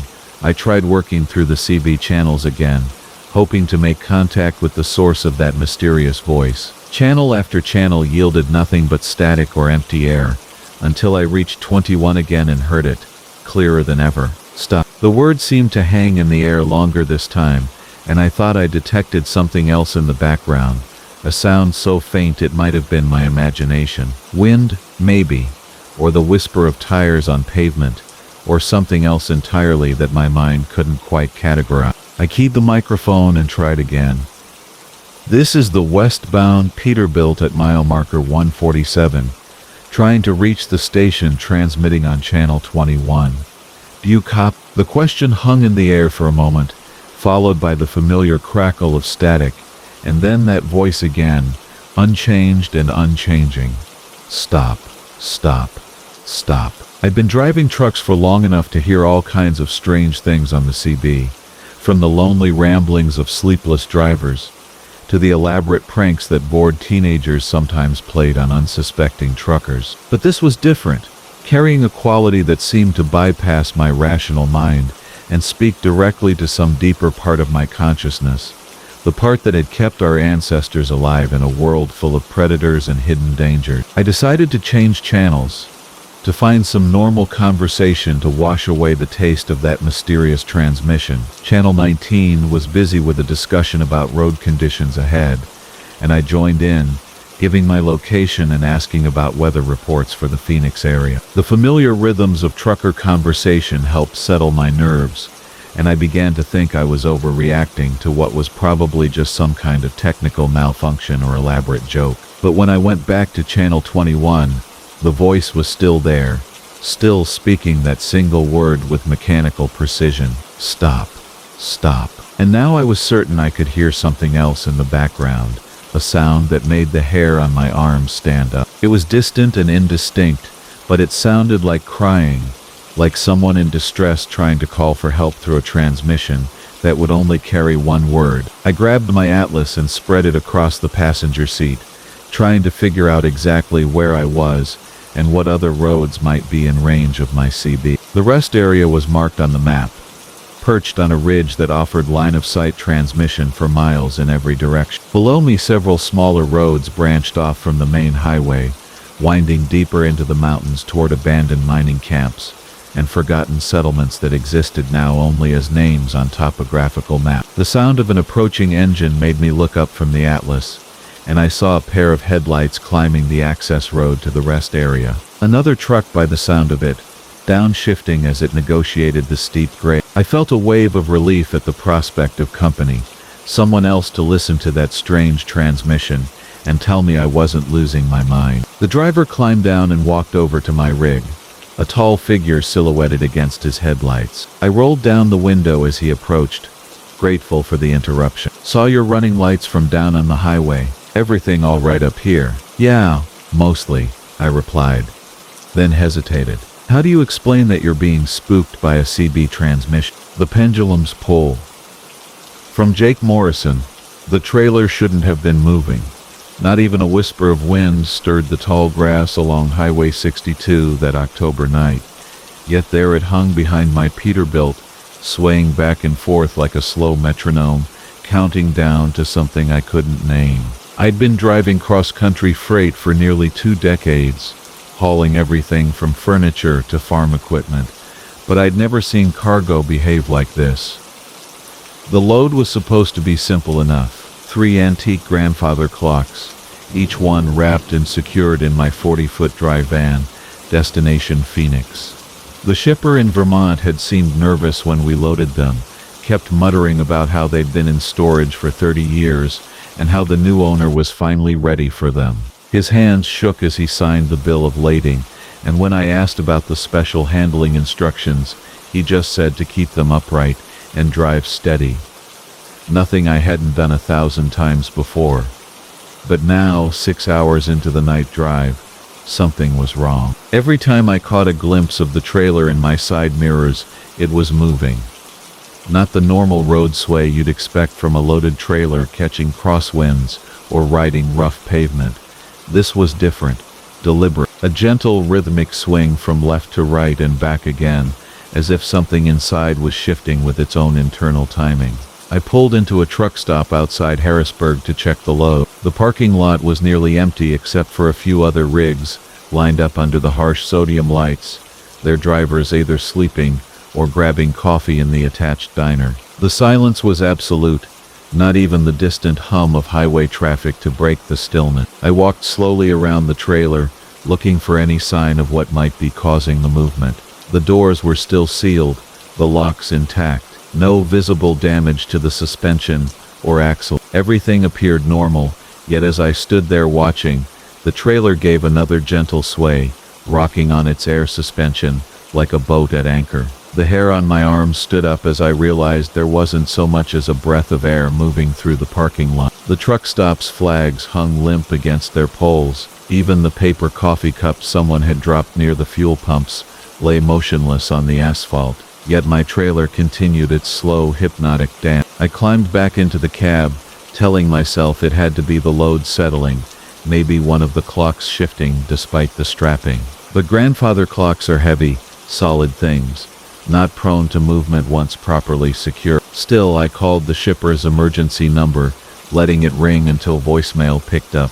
His recorded voice sounded different somehow, strained, as if he'd been holding his breath while leaving the message. Mile after mile through Pennsylvania's rolling hills, I could see it in my mirrors whenever I passed under the glow of overhead lights. The rhythm never changed, never stopped, just that endless pendulum motion that seemed to mock the stillness of the night air around it. Other trucks I passed sat stable on their suspensions, their trailers tracking straight and true behind them. Only mine moved with that strange, internal cadence. Somewhere past Pittsburgh, I started hearing it.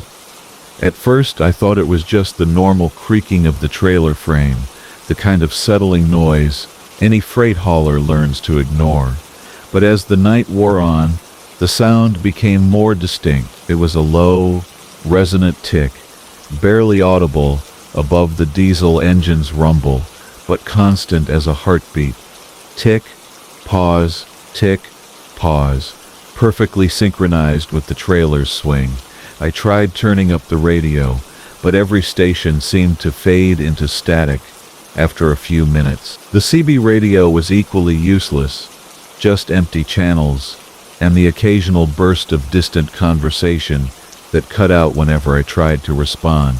The isolation was complete, just me and the highway and whatever was making my cargo dance in the windless night. Rest areas along the interstate offered no relief. Each time I pulled over to check the load again, the swaying would continue even after I'd shut down the engine and set the air brakes. The silence in these stops was profound, almost oppressive, yet the trailer moved with increasing determination, as if whatever force drove it was growing stronger with each passing hour. A state trooper found me at a rest stop outside Columbus, standing beside my trailer with a flashlight, once again examining every chain, every strap, every possible explanation for what I was experiencing. He was young, probably new to the night shift, and he approached with the careful politeness of someone who dealt with plenty of sleep-deprived truckers, claiming to see things that weren't there. Got a call about a truck parked here for a while. Take. I tried to explain about the swaying, about the sound, about how the trailer moved even when there wasn't a hint of wind. He listened patiently, but I could see the skepticism growing in his eye. To him, it probably looked like just another rig parked for a mandatory rest break, stable and normal under the harsh LED lights of the rest area. As if on cue, the trailer gave one of its gentle sways, and I pointed triumphantly at the movement. The trooper frowned, studying the suspension, but seemed to attribute it to normal settling. He couldn't hear what I was hearing, couldn't sense the wrongness that had been building all night. After he left, satisfied that I wasn't an immediate danger to anyone, I sat in the cab and tried to think rationally about what was happening. The ticking had grown louder, no longer masked by the engine noise even when we were rolling. It filled the cab now, a steady rhythmic pulse that seemed to emanate from the cargo area directly behind my sleeper. 3 grandfather clocks, the shipper had said. Antiques. In storage for 30 years, grandfather clocks don't tick when they're shut down for transport. The pendulums are secured, the weights removed, the movements carefully prepared for shipping.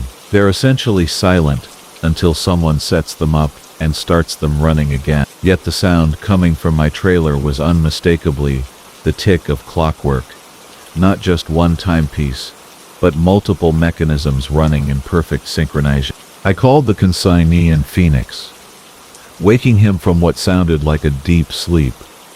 His voice was groggy at first, but when I explained about the movement and the sound, he became instantly alert. There was a long pause before he spoke again, and when he did, his words chilled me more than the October night air, seeping through the cab's windows. The seller promised me they'd stay dormant until I could perform the proper setup. This complicates things considerably. When I asked him what he meant, he simply said he'd meet me at the delivery point and hung up, leaving me alone with more questions than answers and a cargo that was becoming more active by the hour. The swaying had intensified as we crossed into Missouri. What had started as a gentle rocking motion was now a pronounced pendulum swing that I could feel through the entire truck. Other drivers on the interstate began giving me wide berth, probably assuming I had an unstable load or was fighting crosswinds they couldn't detect. The CB radio crackled occasionally with voices commenting on the dancing trailer they'd spotted, but when I tried to respond, the signal would dissolve into static. Dawn was still hours away when I noticed the truck's handling had changed. The normally smooth ride of my Peterbilt had developed a strange rhythm, as if the trailer's movement was actually pulling the tractor unit along with it. I had to constantly correct the steering to maintain a straight line, fighting against some invisible force that wanted to draw us in sweeping arcs across the highway. The ticking had evolved too, no longer a simple rhythmic pulse, but a complex pattern of overlapping sound. 3 distinct clockwork voices now counted time in the darkness behind me, sometimes in unison, sometimes in a cascading sequence that reminded me of church bells. The sound was so clear now that I was certain anyone outside the truck would hear it, yet when I'd asked the state trooper earlier, he'd looked at me as if I were speaking in tongues. Each time I slowed down, the trailer's swaying would become so violent that I feared it might actually overturn, despite the low center of gravity that should have kept it stable. The only solution was to keep moving, to maintain highway speed, and hope that whatever force had awakened in my cargo would remain manageable until I could reach Phoenix and hand over this increasingly supernatural burden. The night stretched endlessly ahead, marked not by mile markers or exit signs, but by the steadily increasing intensity of the phenomena plaguing my rig. The trailer now swayed so dramatically that I could see the movement even in my peripheral vision, a constant reminder that natural laws seemed to have abandoned this particular corner of the transportation industry. The voice behind the static. From Marcus. The thing about driving long haul is that after a while, the dispatchers become more familiar to you than your own family. You hear their voices cutting through the static at 2 in the morning, guiding you down forgotten highways and through industrial complexes that smell of diesel and rain. Most drivers have their favorites, the ones with smooth voices who know every truck stop between Denver and Dallas, who remember your coffee preferences and ask about your dog back home. But there was one dispatcher I'll never forget, though not for any comfortable reason. Her name was Carol, and she worked the overnight shift out of the central hub in Kansas City. I'd been pulling freight for Midwest Transport for about 3 years when I first heard her voice crackling through my CB radio on a humid September night. I was hauling a load of electronics from Chicago to Phoenix, running behind schedule because of construction delays outside Springfield. The rain was coming down in sheets, turning my windshield into a liquid kaleidoscope of truck stop neon and distant lightning. Carol's voice was different from the other dispatchers, where most of them spoke with that practiced telecommunications clarity. Hers had an odd quality to it, like she was speaking through water or from the bottom of a deep well. The words came out slightly slurred, not drunk exactly, but as if her mouth wasn't quite forming the consonants properly. At first I figured she might have a speech impediment or maybe dental work that was affecting her pronunciation. Unit 774. This is dispatch. Her voice warbled through the static that night. You copy? Dear. Copy. Dispatch. This is Marcus in 774. Want you to take exit 192 and follow County Road 18 through Millfield. Should save you 2 hours, maybe 3. I glanced at my GPS, frowning. The suggested route would indeed bypass the congestion, but it would take me through some pretty desolate country. Still, Carol had always steered me right before, and losing 3 hours to traffic would put me seriously behind schedule. Good, Carol's distorted voice replied, and there was something in her tone that made me grip the steering wheel a little tighter. Drive safe out there, Marcus. Real safe. The county road wound through farmland that stretched endlessly in both directions, cornfields swaying in the wind like dark ocean waves. My headlights carved a tunnel through the darkness, illuminating rain-slicked asphalt and the occasional reflective eyes of some animal watching from the roadside. The engine of my Peterbilt hummed its familiar rhythm, a comforting constant in the increasing isolation. After about an hour on County 18, Carol's voice crackled through again, though this time the static was worse, making her already unclear speech even more difficult to understand. 774, you still out there? Thanks for the tip. Oh, that's real good, Marcus. Real good to hear. There was a pause, filled with the hiss and pop of radio interference. Tell me you see any other trucks out there? Any other traveler? I scanned the darkness ahead and behind me. The road had been completely empty since I'd left the interstate. No truck stops, no gas stations, just endless farmland and the occasional abandoned barn silhouetted against the storm clouds. Negative dispatch. Road's pretty quiet out here. Quiet, she repeated, and there was something almost hungry in the way she said it. That's perfect, just perfect. The line went dead, leaving me alone with the sound of rain hammering my roof and the steady thrum of the diesel engine. I tried to shake off the unease that had settled in my stomach like a cold meal. Carol had always been a bit odd, but something about her voice tonight seemed different, more distorted than usual. About 20 minutes later, I crested a small hill and saw lights ahead. Not the warm yellow glow of a town, but the harsh white illumination of what looked like a truck inspection station. As I drew closer, I could make out a small building with a few official-looking vehicles parked outside. A sign by the roadside read, Department of Transportation mandatory inspection. I keyed my radio. Dispatch. This is 774. Got an inspection station ahead. Wasn't expecting any DOT checks out here. The response came immediately. Carol's voice clearer now, though still carrying that underwater quality. Oh yes, Marcus. Yes, you'll want to stop there. Very important that you stop. They're waiting for you. Something in her tone made my skin crawl. I slowed the truck, studying the inspection station more carefully. The building looked new, but there was something off about it. The windows were too dark, and despite the official vehicles, I couldn't see any movement or signs of life. Copy, dispatch. Though I have to say, this seems like an odd place for an inspection station. Middle of nowhere and all. Carol's laugh came through the radio, a sound like breaking glass mixed with static. Oh, Marcus. Sweet Marcus. Not everything is what it seems out here on the lonely road. Not everything at all. I was close enough now to read the license plates on the official vehicles, and my blood went cold. They were all the same number. Repeated exactly. DOT 000. The building's door hung slightly open, darkness spilling out like thick syrup. No lights showed in any of the windows despite the harsh exterior illumination. Carol's voice had changed again, becoming more distorted, the words stretching and warping as if played on a broken tape machine. What's not right, Marcus, is drivers who don't follow instructions, drivers who ask too many questions. I pressed harder on the accelerator, deciding to blow past the inspection station. As my truck picked up speed, the building's exterior lights began to flicker, strobing in a pattern that hurt to look at. The official vehicles started moving, but not like normal cars starting up. They slid across the parking lot without their engines running, as if pulled by invisible strings. 774, you need to stop. Carol's voice crackled through the radio, now so distorted it barely sounded human. The words came out slurred and wet, as if she were speaking through a mouthful of blood.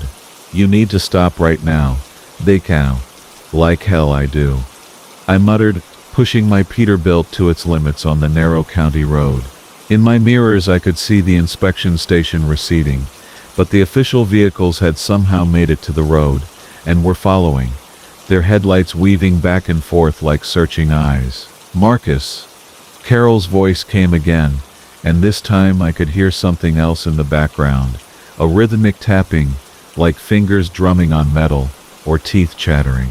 You're making this very difficult, very unpleasant. The pursuing vehicles were gaining on me impossibly fast, considering I was pushing 70 on a road that should have limited them to half that speed.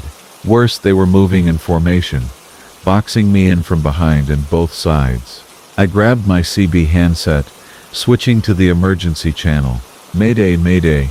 This is Unit 774 on County Road 18. I'm being pursued by unknown vehicles claiming to be DOT. Need immediate assistance. The response that came back was Carol's voice, but now it sounded like it was coming from multiple radios at once, creating an echo effect that made my teeth ache. No one can help you out here, Marcus. No one even knows this road exists anymore. It's just you and me, and these lovely, lonely miles. Just ahead I spotted a side road branching off to the right. Without signaling or slowing down properly, I yanked the wheel hard over, feeling the trailer fishtail behind me as I fought to maintain control. The turn was too sharp for my speed, and for a terrifying moment I thought I was going to jackknife. But somehow I managed to straighten out on what appeared to be an old farm access road. Behind me, the pursuing vehicles had overshot the turn, and I watched in my mirrors as they tried to reverse. But instead of backing up normally, they seemed to slide backward, still maintaining that unnatural mechanical movement that defied physics. The farm road was narrow and rutted, forcing me to slow down considerably. My headlights revealed abandoned silos and collapsed barns, the remnants of agricultural dreams left to rot in the endless Kansas night. The rain had intensified, turning the unpaved sections of road into muddy soup that threatened to bog down my 18-wheeler. Where are you going, Marcus? Carol's voice drifted through the radio, now sounding almost conversational despite its grotesque distortion. The stillness between seconds. From Marcus Chen. Sec. The CB radio had been crackling with static for the better part of an hour when I first spotted the neon glow cutting through the December fog like a lighthouse beacon in an ocean of gray. Interstate 94 stretched endlessly ahead of my Peterbilt, its familiar rumble the only constant companion I'd had since leaving Minneapolis 3 days behind schedule. The load of auto parts bound for Detroit should have been delivered yesterday, but a series of mechanical delays and weather setbacks had left me pushing harder than I liked, chasing lost time through the frozen arteries of the Midwest. The fuel gauge needle had been flirting with the red zone for 20 miles, and my eyelids felt heavy as lead weights, despite the thermos of coffee growing cold in the cup holder. When that pale blue sign emerged from the Merck advertising Mel's 24-hour truck plaza, it felt like salvation wrapped in weathered aluminum siding and promises of diesel fuel. The exit ramp curved away from the interstate like a question mark, leading down into a shallow valley where the fog seemed to pool and thicken, transforming the world into something soft and dreamlike. As I downshifted and felt the air brakes hiss their familiar sigh, the truck plaza materialized from the mist like a ship emerging from fog. The main building sat squat and solid under a constellation of buzzing neon signs,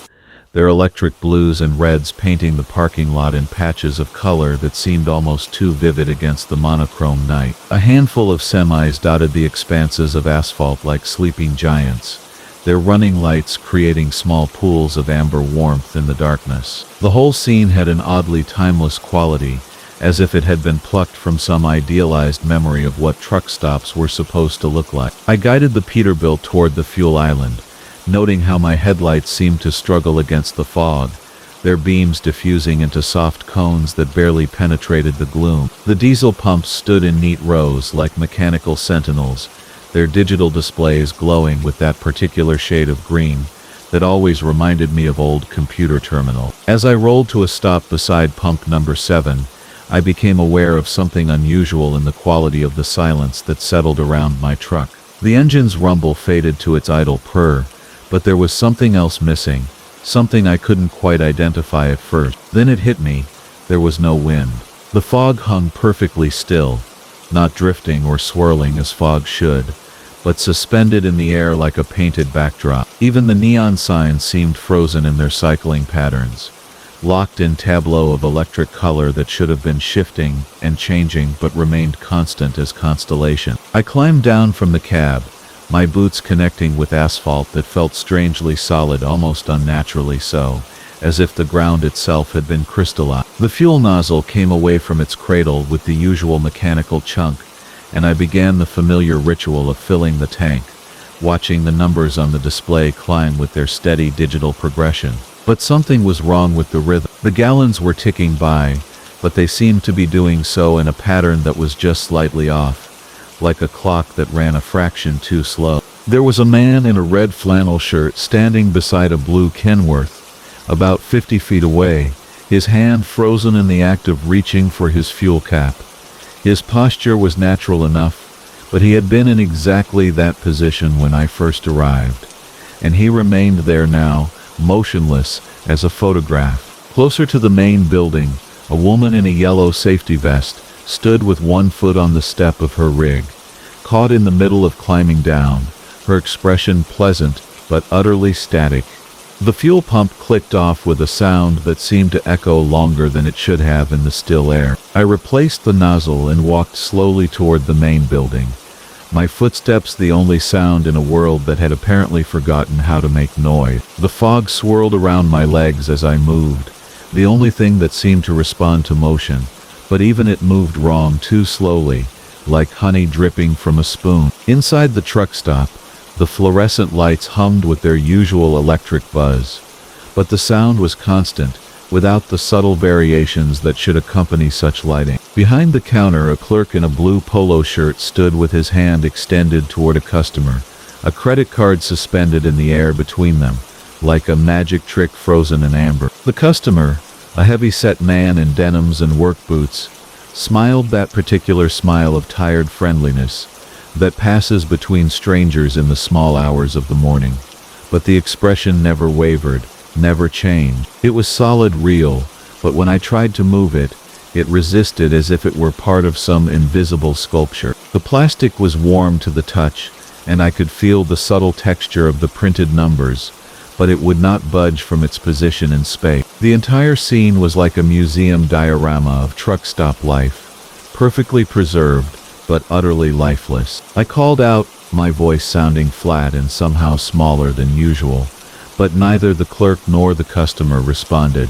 Their eyes remained fixed on their eternal transaction, trapped in a moment that had stretched beyond its natural boundary. I backed toward the door, my skin prickling with the kind of unease that comes from being watched, though the watching eyes were locked in their glassy stare and could not follow my movement. Outside, the fog had thickened, creating walls of gray that seemed to pulse with their own faint luminescence. My truck sat where I had left it, the only thing that looked natural and alive in this tableau of suspended animation. But as I approached the Peterbilt, I noticed something that made my blood run cold. The fuel gauge, which should have read full after my recent fill-up, showed exactly the same level it had when I arrived. The numbers on my dashboard clock hadn't changed either. According to the glowing digits, it was still 2:47 a.m., the exact time I had pulled into the truck plaza. I climbed into the cab and turned the key, desperate to hear the engine's familiar roar,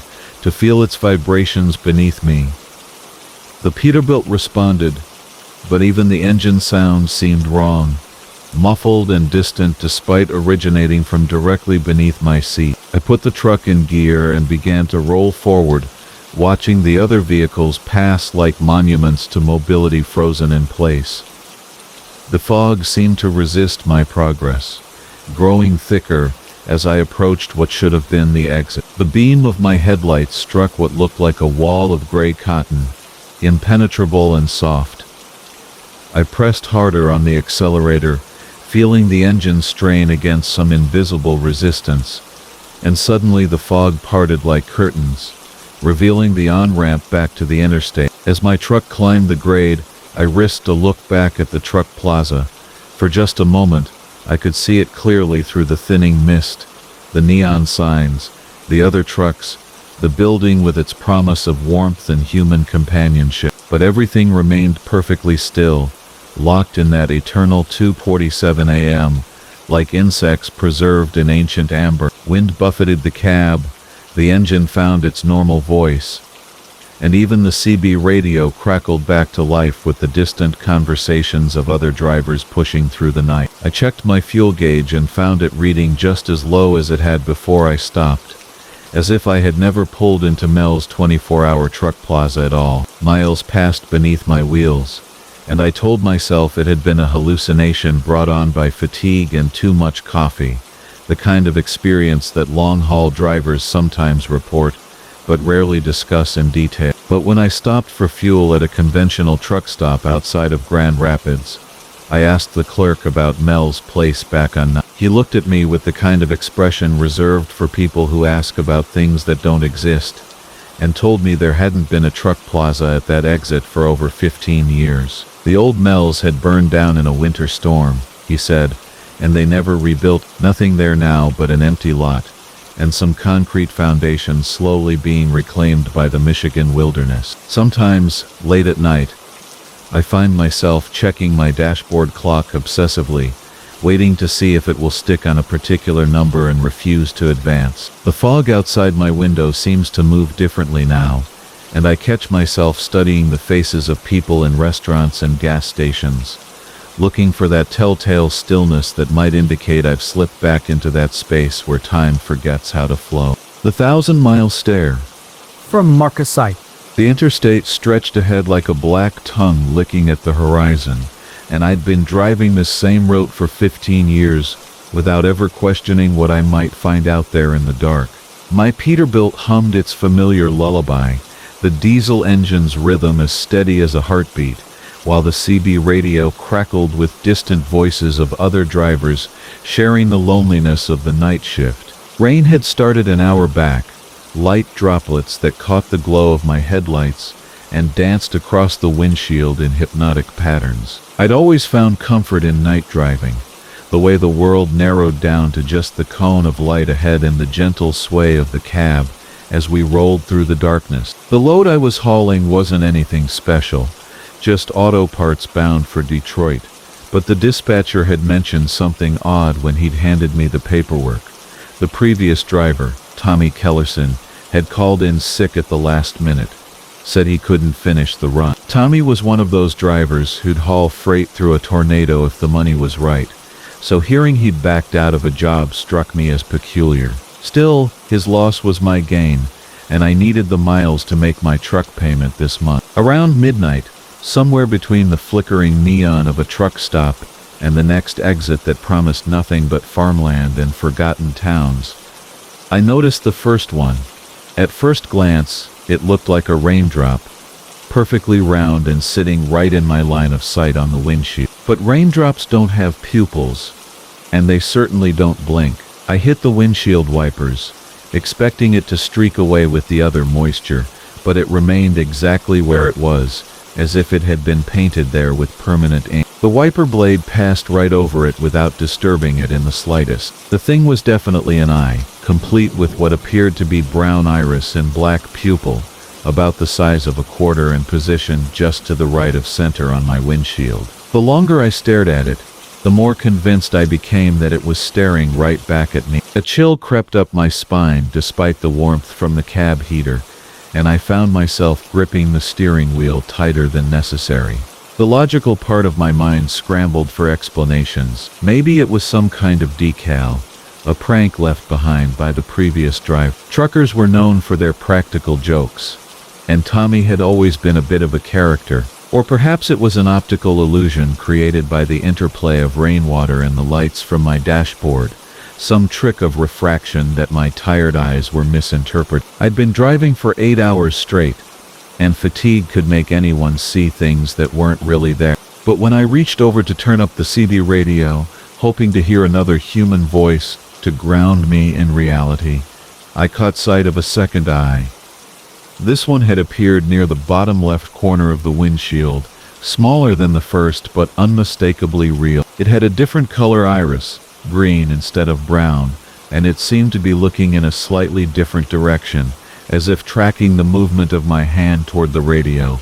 My breath caught in my throat, and for a moment I forgot to exhale. The miles rolled by in a fog of disbelief and growing unease. Every few minutes I would glance up from the road to check if the eyes were still there, and each time they remained exactly as they had been, unblinking and unnaturally still. The rain continued its gentle percussion against the glass, but the sound seemed muffled now, as if the eyes were somehow absorbing the noise. I tried the windshield washers, hoping the spray of cleaning fluid might dissolve whatever substance was creating this bizarre hallucination, but the blue liquid simply ran around the eyes like water around stones in a stream. By the time I reached the next truck stop, a third eye had appeared near the top of the windshield, this one with a gray iris that seemed to shift and swirl like smoke.